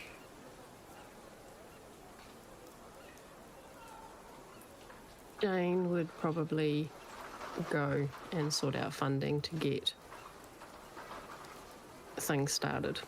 So you'd have to go to the messenger office and send a message to whoever you need. Won't need to give names or anything like that, but you send a message to a person within your establishment or within your confidence that you need X amount of dragons sent to Waterdeep immediately post haste. You know, it's probably going to take a day or two to procure the funds, but easily enough done. Message is easily enough sent. And we need to get reputable builders, etc., and to do the work Yeah, as well. once you got, I mean, that's what that money covers. Once you've got the money, you would then need to approach the correct guild houses to ensure that you get the right work done. So you'd approach the builders and carpenters guild, and obviously pay them a sum of money. They would come in and start the renovations, and that's essentially what that gold covers. We don't need to go into any kind of RP Cool. with that sort of stuff. So Jane makes it known that she needs to send a message to procure the funds to start the renovations. Elliot, has Elliot got anything he wants to do this day within the city? Yeah, Elliot's gonna go where Jane goes. Okay. Because he's a nosy fucker. Easy enough done. How nosy does Elliot wish to be in this proceeding?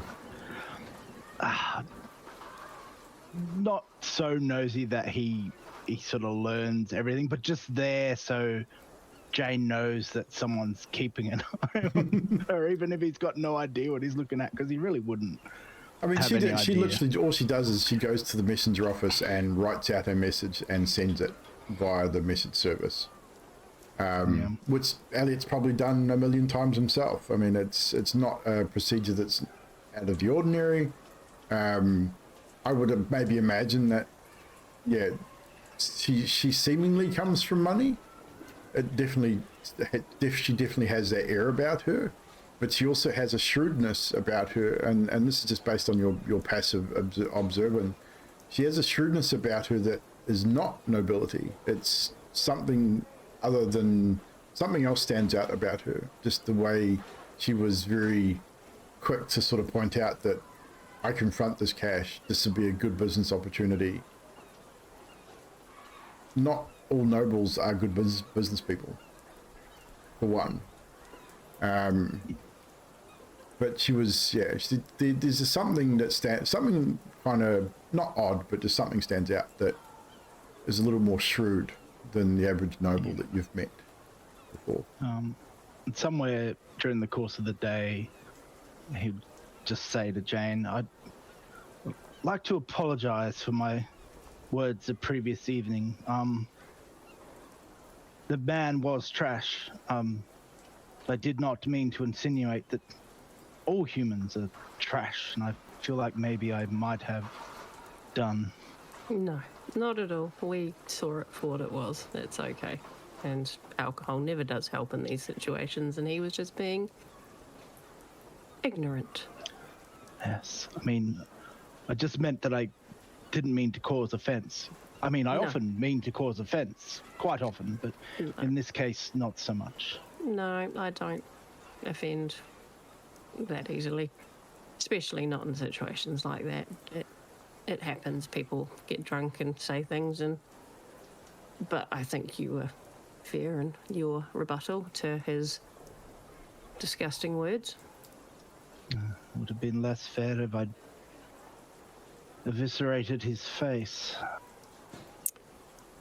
I think we all felt like that for a second, but you know, The bear was a nice touch. probably better that we didn't. Right you are then. Any more business? No, that's it for now. We can, once that comes through, we can look at the guilds and sort those out. How about you? Do you have any business you need to do today? Not particularly. I was wondering, what sort of entertainment are we going to have in this establishment? I had a thought. Ooh, do tell. I mean, people in Waterdeep get lonely, and surely we have plenty of room for the extramarital arts. Is that? There's a guild for that somewhere, isn't there? I believe so. I mean, Waterdeep's a believe there very would be. large city. I mean, I'm sure we can, if there's not, I can definitely come up with one. The Red Light Guild, maybe? Guild of I'm guilty, sure. guild of guilty pleasures, shall we say? I'm certainly certainly open-minded when it comes to business. So, I'm There was happy definitely to think about room. everything. The second floor had rooms available, so whether you were going to use them for in rooms as to have people stay, or whether you're going to use them for the ladies of the evening instead, it's all possible. The business is yours to run. We can have a sit down and think about that, I think. Maybe we'll Indeed. sit down and throw some ideas around. Right, you are. Well, we better get back to the manor, see what the others are up to. Oh, I dread to think. So, in saying that, did the others go back to the manor to lay stakes to their rooms, or what were you doing? So what was Droplet up to? Did Droplet go with Jane and Elliot? Send a message? Robert went back to the manor. Is there any sort of leftover supply closet stuff, like room or anything in this building? I would say there would be. There'd be bits and pieces left behind from the previous owner. Be all manner of just different things. But just to give you an idea, the upper floor has approximately 7 rooms. It's like I said, it's a good sized place. There's like a study type room where a library may have been at one point. I mean, the shelving still exists. The built-in shelving for the rooms. There may have been an actual library on this top floor. A parlor type room as well, where guests may have been entertained, which would have been on the top floor on the balcony overlooking the street to allow the natural light to come through. And then around sort of the outside were the actual bedrooms, and there were 5 bedrooms, sorry, 2 main rooms and 5 bedrooms, and an open area where the staircase came up through the center of through the back of the building, up sort of the back of the center of the room. It's almost like a zigzag staircase that comes up the back of the premises. But it's a decent sized staircase too. Well, Droplet, having for the first time in over a year now found what he believes to be a home with his group of newfound family. His little bird brain's going back to the time he spent at the monastery growing up. And he knows to keep your home like a temple. Yes. So he's taking whatever old damaged cleaning supplies, brooms and whatnot he can, starting at the very top of the building and cleaning his way down. Hey, perfect Getting sense. rid of any surface, rubble, dust, glass. You're getting a little bit that's interference lying through your around. microphone, dude. I'm not sure what it is. It sounds like you're talking through a straw. Apologies, somebody is using a chainsaw outside. But that could be it. No matter. That's all good. But yes, easily enough He done. would also, while he's doing that, if there's any old furniture, drawers, or items that have been long since abandoned, he would be gathering those up as he went. Again, easily enough done. I mean, Droplet's not small. He's strong enough to move certain furniture on his own. And there is old furniture here too that's been long. I mean, the place has been empty for quite a while, it seems. So it's dusty. There's cobwebs. I mean, there are broken windows and things, but for the most part, it's watertight. And yeah, so Droplet is cleaning away from the top floor down. Xerxes, did you go back to the manor, or did you have something else to do?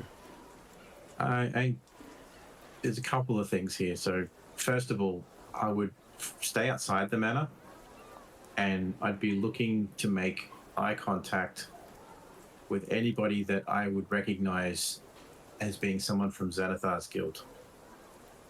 Roll a perception check for me. We'll see if you spy anyone that may represent Xanathar's guild. 18. So, with an 18, as you stand out front of your new home, you watch the street, and from where you're watching the street too, as I said, you can see the a sign for a small wooden sign above a shop called the Bent Nail, and literally there's a sign above the shop with a bent nail sticking out of it, with again with the word bent nail. You get the impression that maybe a carpenter or something along those sort of lines. You then sort of further down you can see a place from where you can just see the sign. It's called Smoke and Billow, or Steam and Steel, sorry. But smoke and steam billow from the many windows around the front of this, and you can hear the clanging of steel on steel. Very familiar sounds to you. You would almost immediately guess it's a blacksmith of some description, or a metal worker at the very least. Looking down the other way, you can see a sign called Coryllan's Crown. And out the front of it, it's hanging on sort of in the front sort of stoop, a little bit of an awning. There's a whole bunch of dried herbs and things hanging from the front of the shop. You could, from this distance, you could probably hazard a guess maybe an apothecary or a herbalist of some description, perhaps. You're not entirely sure. And then further down still, a place called the Tiger's Eye, which you'd probably be familiar with, I would imagine. It is a kind of almost like a private investigators service. They have they charge a fee to discover secrets around Waterdeep. For the right coin, they can generally get information relatively easily, it seems, or within reason, depending on sort of, again, what you pay for and what you're asking for.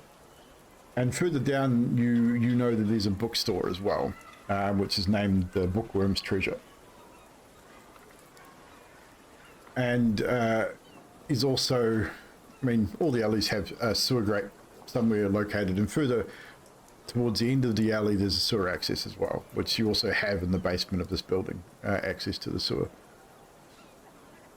Looking around, you don't really notice anyone that stands out from any faction at this point. You don't, I mean, you're looking specifically for the Xanathar Guild, but anyone that stands out from that, but not anyone really stands out at this point. Okay. If I don't see anybody, I then head back inside, and taking the words of Elliot mind, I just do a walk through the manor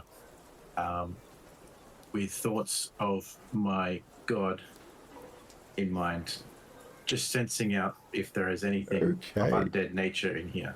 So you can use your Divine Sense? Yes. To sense undead, which is Fae Fiends or undead, I believe. Celestial Fiend undead. Yeah, Celestial Fiend undead. So as you wander through the what part of the building are you going to wander through first? You got ground floor, first floor, second floor, or basement? I think the bedrooms first. So top floor. Top floor. So you move through to the top floor, and you stand in the sort of central stairwell area first before moving through each individual room. You concentrate on your deity, and you initially feel quite comfortable, but then you get an odd sense, just a real faint sense of undeath.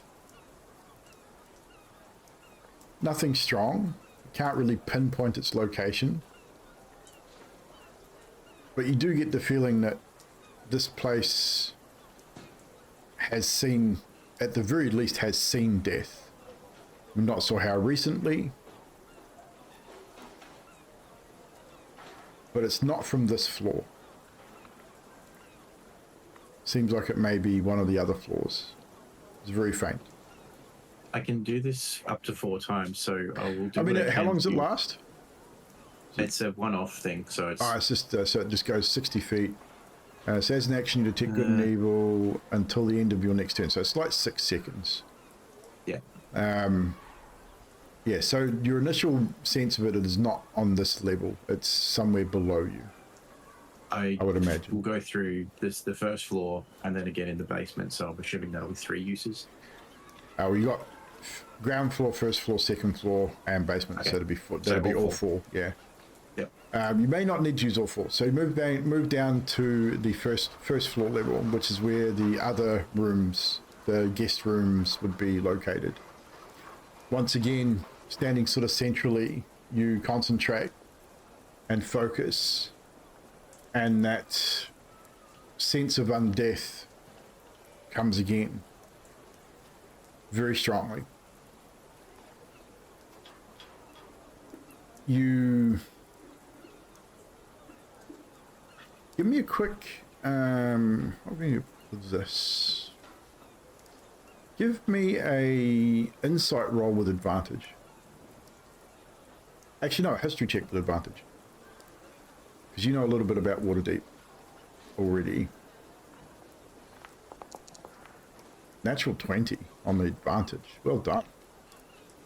Got a natty 20. So with a natural 20, you're going to get pretty much all this information.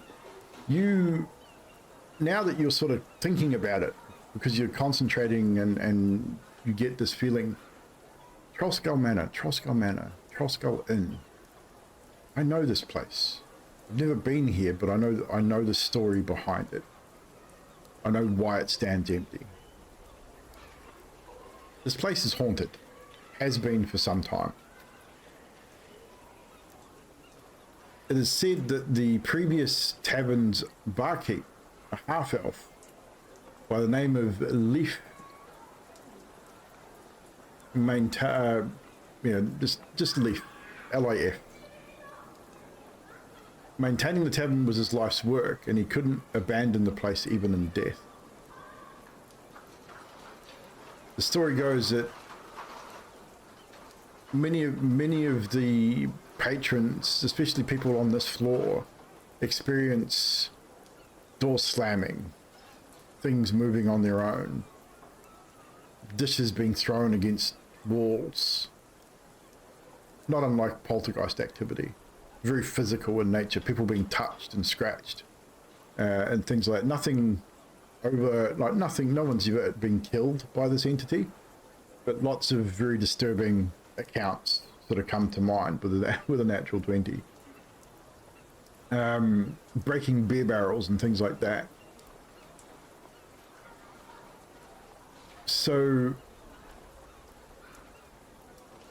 the one story that sort of comes to mind that does stand out is some of the previous employees that used to work here when it was last open would hear disembodied voices, a male voice shouting closing time, last call, things like that, even writings on the dusty windows exclaiming the same, closing time, last call, time to leave.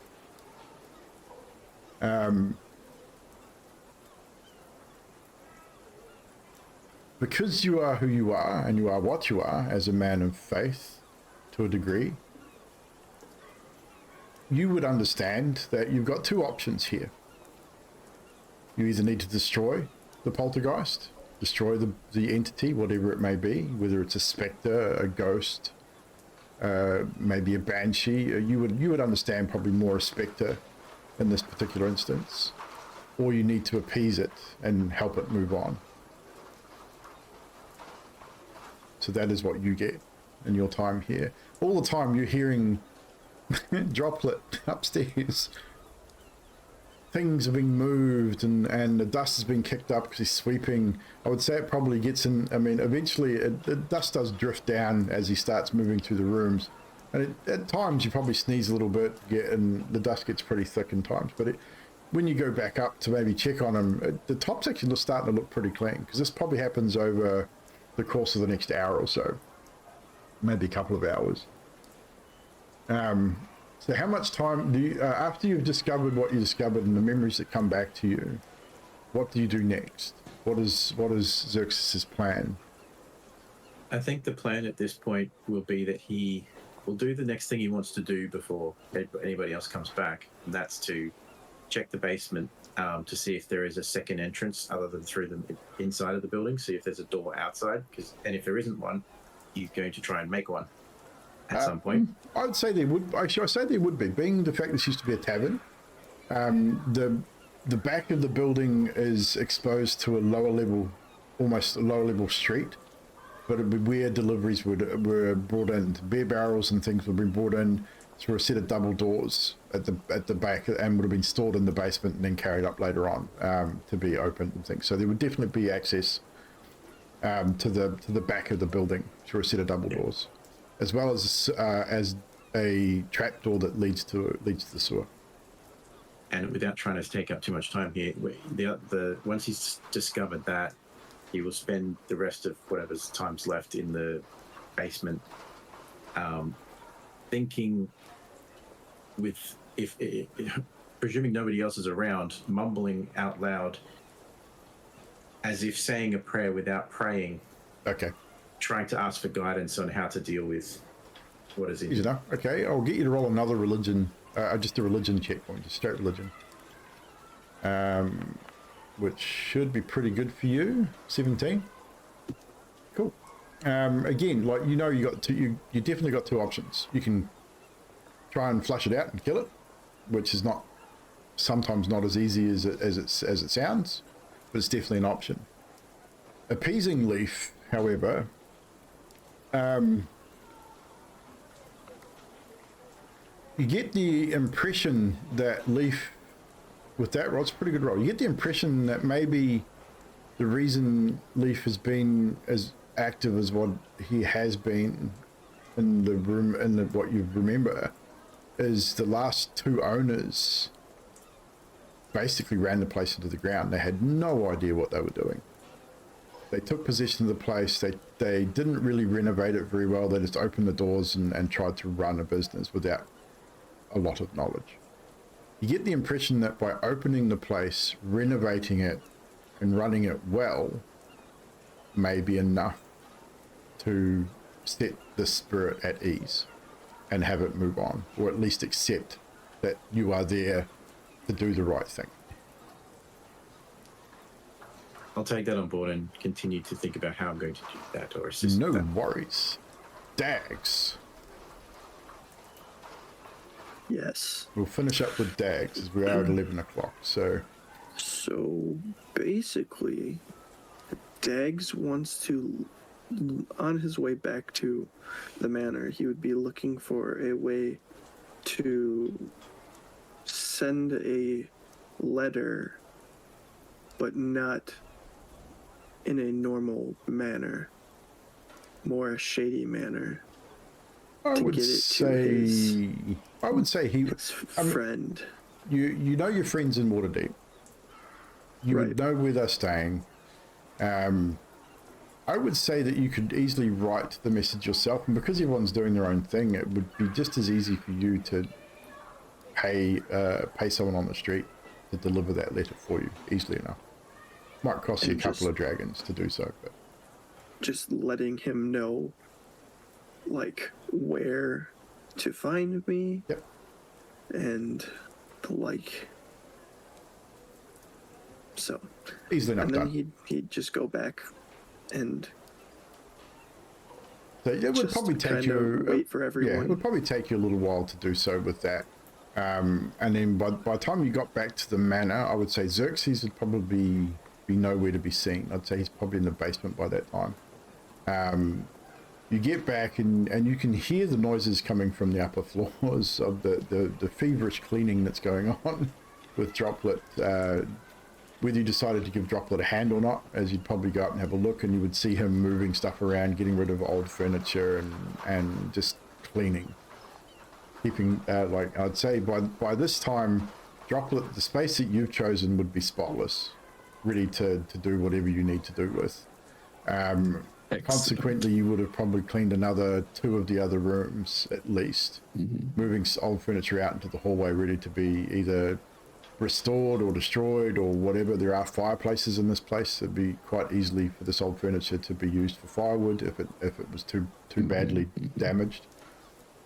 What I will say is during this time,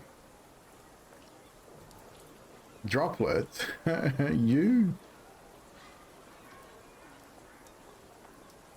hear a whisper.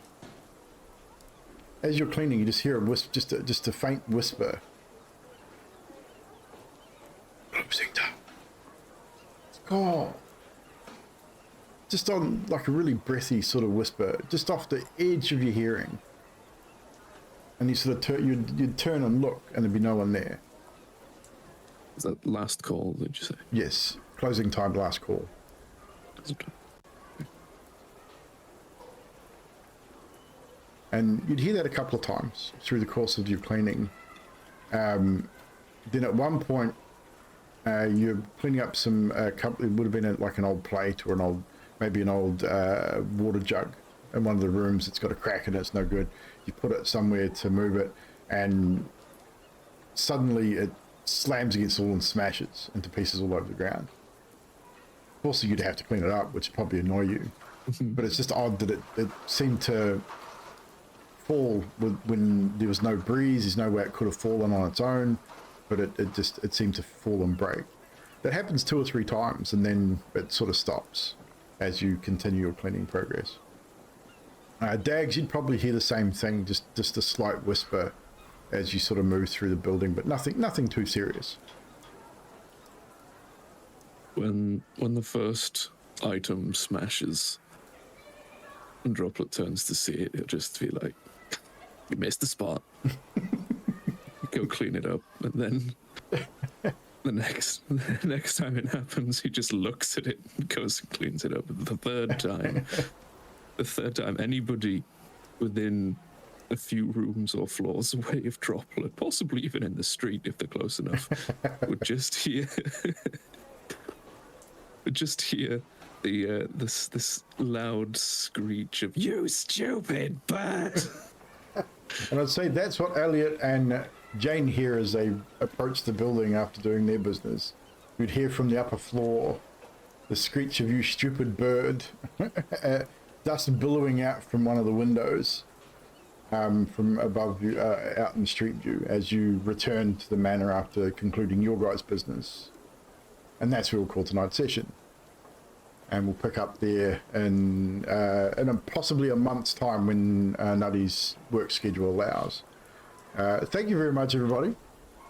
Thank you, chat, for hanging out with us. Thank you to new followers. Pip, Cause, Brewing Chaos, and Wizzy Rolls. Thank you guys for your follows. Appreciate it very, very much.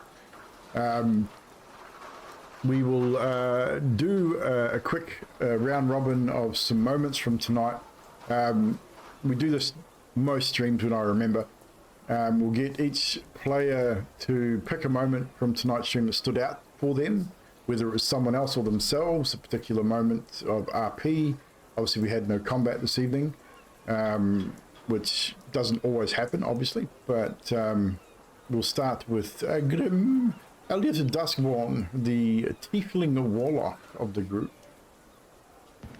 Yes. So my moment was the moment I felt disappointment that Dags was not going to go down to the Fungeon and fondle Xerxes' flower balls. Just disappointing. It really is. Probably not as pungent as it sounds. I mean, you know. No. And a nutty tart as Jane Smith, the human warlock. A Droplet deciding to sleep on the end of Dags's bed. It's just like, okay. Made perfect sense to me. And Neon the Reptile as the infamous Droplet, the Kenku monk. I rather enjoyed the out of the blue decision to just not be joint ownership of this new venture. Interesting, just be yeah. like, no, just give me a room, give me some food, I'm happy. Yeah. I kind of expected it, but didn't at the same time. I expected I've something a got my little out different. of game Yeah. sort of understandings of reasons, maybe. Yeah, But I mean, I it's kind interesting. of liked it. get the reasons based on the character, but yeah, it was still it was a little unexpected, so that's cool. I don't mind it. Hey, there was every opportunity that you guys would have said to say no and just to demand payment too, and I was prepared for that as well. So there was always something that was in preparation. Sticks and Stones, Mr. Xerxes Dufresne, the half-drow paladin. I think my favourite bit was that listening to Volo sing in off pitch to the song while drinking. Yes, definitely. He can't sing very well, not at all. And of course, Dill Cripple, the Dags, the half wood elf, ranger, rogue ranger. I forget rogue. Mine probably would be dropping in on those two shady characters. Indeed. Some Droplets had some pretty interesting moments for sure. Okay, when you can't speak, you got to find other ways to do Well, stuff. exactly. I mean, I think you're doing well. Like, honestly, I think you're doing very well at communicating what Droplet's trying to put across a lot of the time. And it's definitely, I mean, the whole story, you're all doing very well. I mean, I'm loving the characters. The characters are brilliant. I did not expect Jane to full bear form in the Yawning Portal. That was an interesting moment for me. Obviously, Elliot's drunken control, that was very borderline. That could have gone the other way very easily, which could have ended up in a very dead human with his face blown off with it, because I wasn't even going to make you roll for it. In that situation, it would have been an auto hit and would have been a situation that the city guard may or may not have been involved in. It could have gone very poorly, let's say. Xerxes' decision to not be on the deed, I kind of understand, but didn't really expect. So that's interesting to see where that's going to go. But no, everyone, you did a great job. Another great session. Thank you very much, players, for taking the time to help me tell this story. Again, chat, you guys are awesome. Obviously, thank you for coming and hanging out and listening to the story. As said, I'm not sure when the next session of Waterdeep will be. Keep an eye out on the Twitter and in the Discord. I will announce it when we have a date, but at this stage, on the 23rd, 2 weeks time, 2 Fridays from now, if all goes well, we'll be doing a one-shot adventure with Elliot, Droplet, Xerxes, and Dags. So... It'll be 3 weeks from now. Oh, 3 weeks, is it? Oh, it will be 3 weeks, sorry. Yes. 3 weeks, 23rd. And that's your birthday? Well, hey, we'll do a D&D show on your birthday. There you go. So, yes, on the 23rd, 3 weeks from now, sorry, will be a one-shot adventure for the 4 remaining players that are able to make it. Obviously, we'll confirm that a little bit closer to the time. Hopefully, within a few days, we can put it in the Discord and I'll put it up on Twitter as well. Short of that, once Nutty's got her next schedule from work, we will post the dates in the Waterdeep channel for you guys for the next Waterdeep session as well, and then I'll let the rest of you guys know. Tomorrow, however, I'm going to be playing some Diablo 4. We got some early access because of the pre-order. Thank you very much, Sticks, once again for that. So I will be starting around 7:38ish, depending on what's happening here at home, because we've got no kid, and Nutty, I'm not sure what Nutty's got planned for tomorrow, probably more Rust. What about the 14th of July? Is that your next Friday that you can play? You can speak. You have a Discord and a microphone. Sorry. I am off because I've got that week off, so I know the 14th of July definitely. Okay. Short of You going. haven't got your actual schedule yet, though, have you? Not for that week, but No. that is a week that I've got annual leave. booked, and Yes, I did see that on the calendar. I can't remember whether you told me about it or not. that's the second week of the school holidays. Ah, right. Well, that'll be why then. But yeah, okay. Well, that's fine. Tomorrow night, I'll be having an early one because I got work on Sunday morning. That's right, you got a day shift. Okay, so I'll be streaming. Daddy'll be sleeping. Yep. So that's all good. Yep. So tomorrow night, yes, Diablo 4. Sunday there'll be no stream because I have P2, the other campaign that we run, which Grim's also in. So we'll be doing that. Drax in the chat is also in that as well. We will be playing that on Sunday. I don't remember where the hell you guys were on that one either, to be fair. I think you would almost, you just stopped your first night on the way to Gatton. Yeah, we're heading to Gatton. Heading to What Gatton. happens in Gatton, it stays there, in doesn't it, Gatton. Dax? Yes. A big deal. Yeah, for the centaur, the lizard man, the halfling or gnome or whatever the hell you were in that one, and the turtle. Yes, what happens in Gatton stays in Gatton. Although there is a portrait in the inn about what happened in Gatton apparently, so someone's painted a portrait of what happened that night and hung it in the town inn. It's a pretty loose town as Gatton. They're pretty liberal, shall we say. Pretty open with what goes on there. So I'll leave that up to your imagination about what that portrait might be. Think Roman times and toga parties and what goes on at toga parties. But anywho, enough of that. Goes on or comes off? Yes. Exactly. So, we should probably raid somebody. Fish Noodle was streaming. We've got Newbie. We've got... Who else have we got? Anyone actually doing... GM Workshop's doing D&D. We should probably raid someone on the D&Ds. Let's see who's there. So, Dice Legends is doing a rerun, so is Critical Role. We don't need to raid them. Robear's doing a rerun. Robear does reruns all the time. Oh, look, there we are, down there.